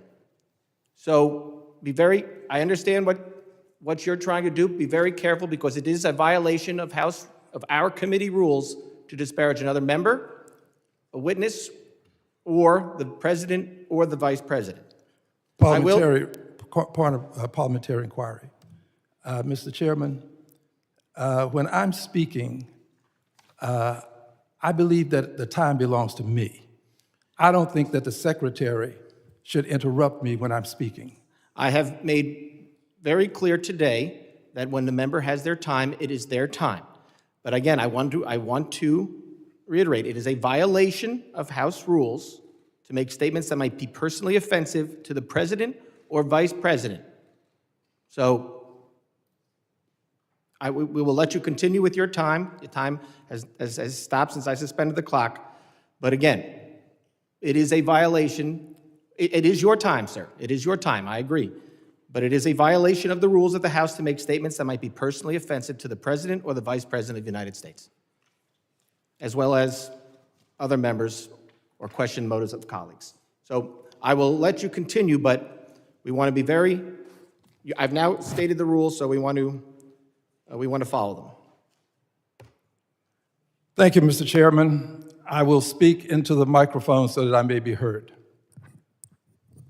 I ask that any person who desires to interrupt me, shut up.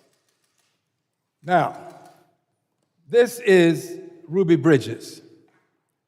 She was integrating a school.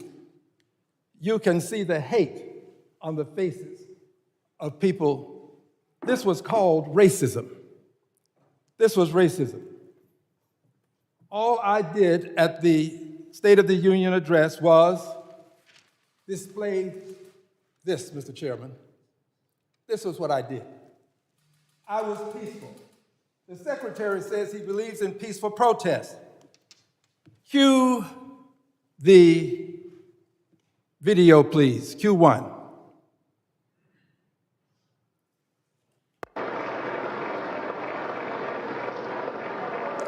Freeze the frame, please. That, my friends, is the Secretary of Homeland Security. He traversed some distance to get to a peaceful protester and display his despicable behavior. Unbought, that's me. Unbossed, unafraid, that's me. And by the way, unelected, yes. Liberated, Democrat. You, sir, have engaged in despicable behavior. Now, let's just talk for a moment about this behavior. It's not the only time that you've behaved in a dastardly way. Cue the second video, please. Quit the tough guy act in these Senate hearings. You know where to find me. Any place, anytime, cowboy. Sir, this is a time, this is a place. If you want to run your mouth, we can be two consenting adults. We can finish it here. Okay, that's fine. Perfect. You want to do it now? I'd love to do it right now. Well, stand your butt up then. You stand your butt up. Oh, hold on. Big Oh, guy. stop it. Is that your solution, every Hold it. No, sit down. Oh, Eric, Sit down. Okay, you know, you're a United States Senator. That was the Secretary of Homeland Security.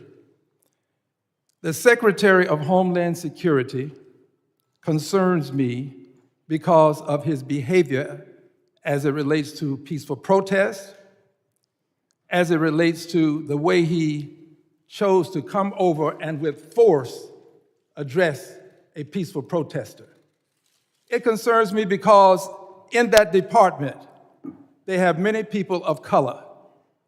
I'm concerned about how they will be treated under the leadership of this Secretary of Homeland Security. I do not believe that he is qualified because he doesn't have the temperament to deal with people in a respectful way. I peacefully protested. I would do it again because I know the history of apes and how they have been used to demean people of color. Gentleman's time has expired. I recognize the ranking member for a unanimous consent request. Thank you very much, Mr. Chair. I ask unanimous consent to enter into the record the following. A bulletin from the Colorado Information Analysis Center warning that ICE recruitment materials could motivate white supremacist violence. A report from the Global Project Against Hate and Extremism that DHS continues to post white nationalist content on social media, and an article from the New York Times that DHS hired a social media manager with a history of making white nationalist posts.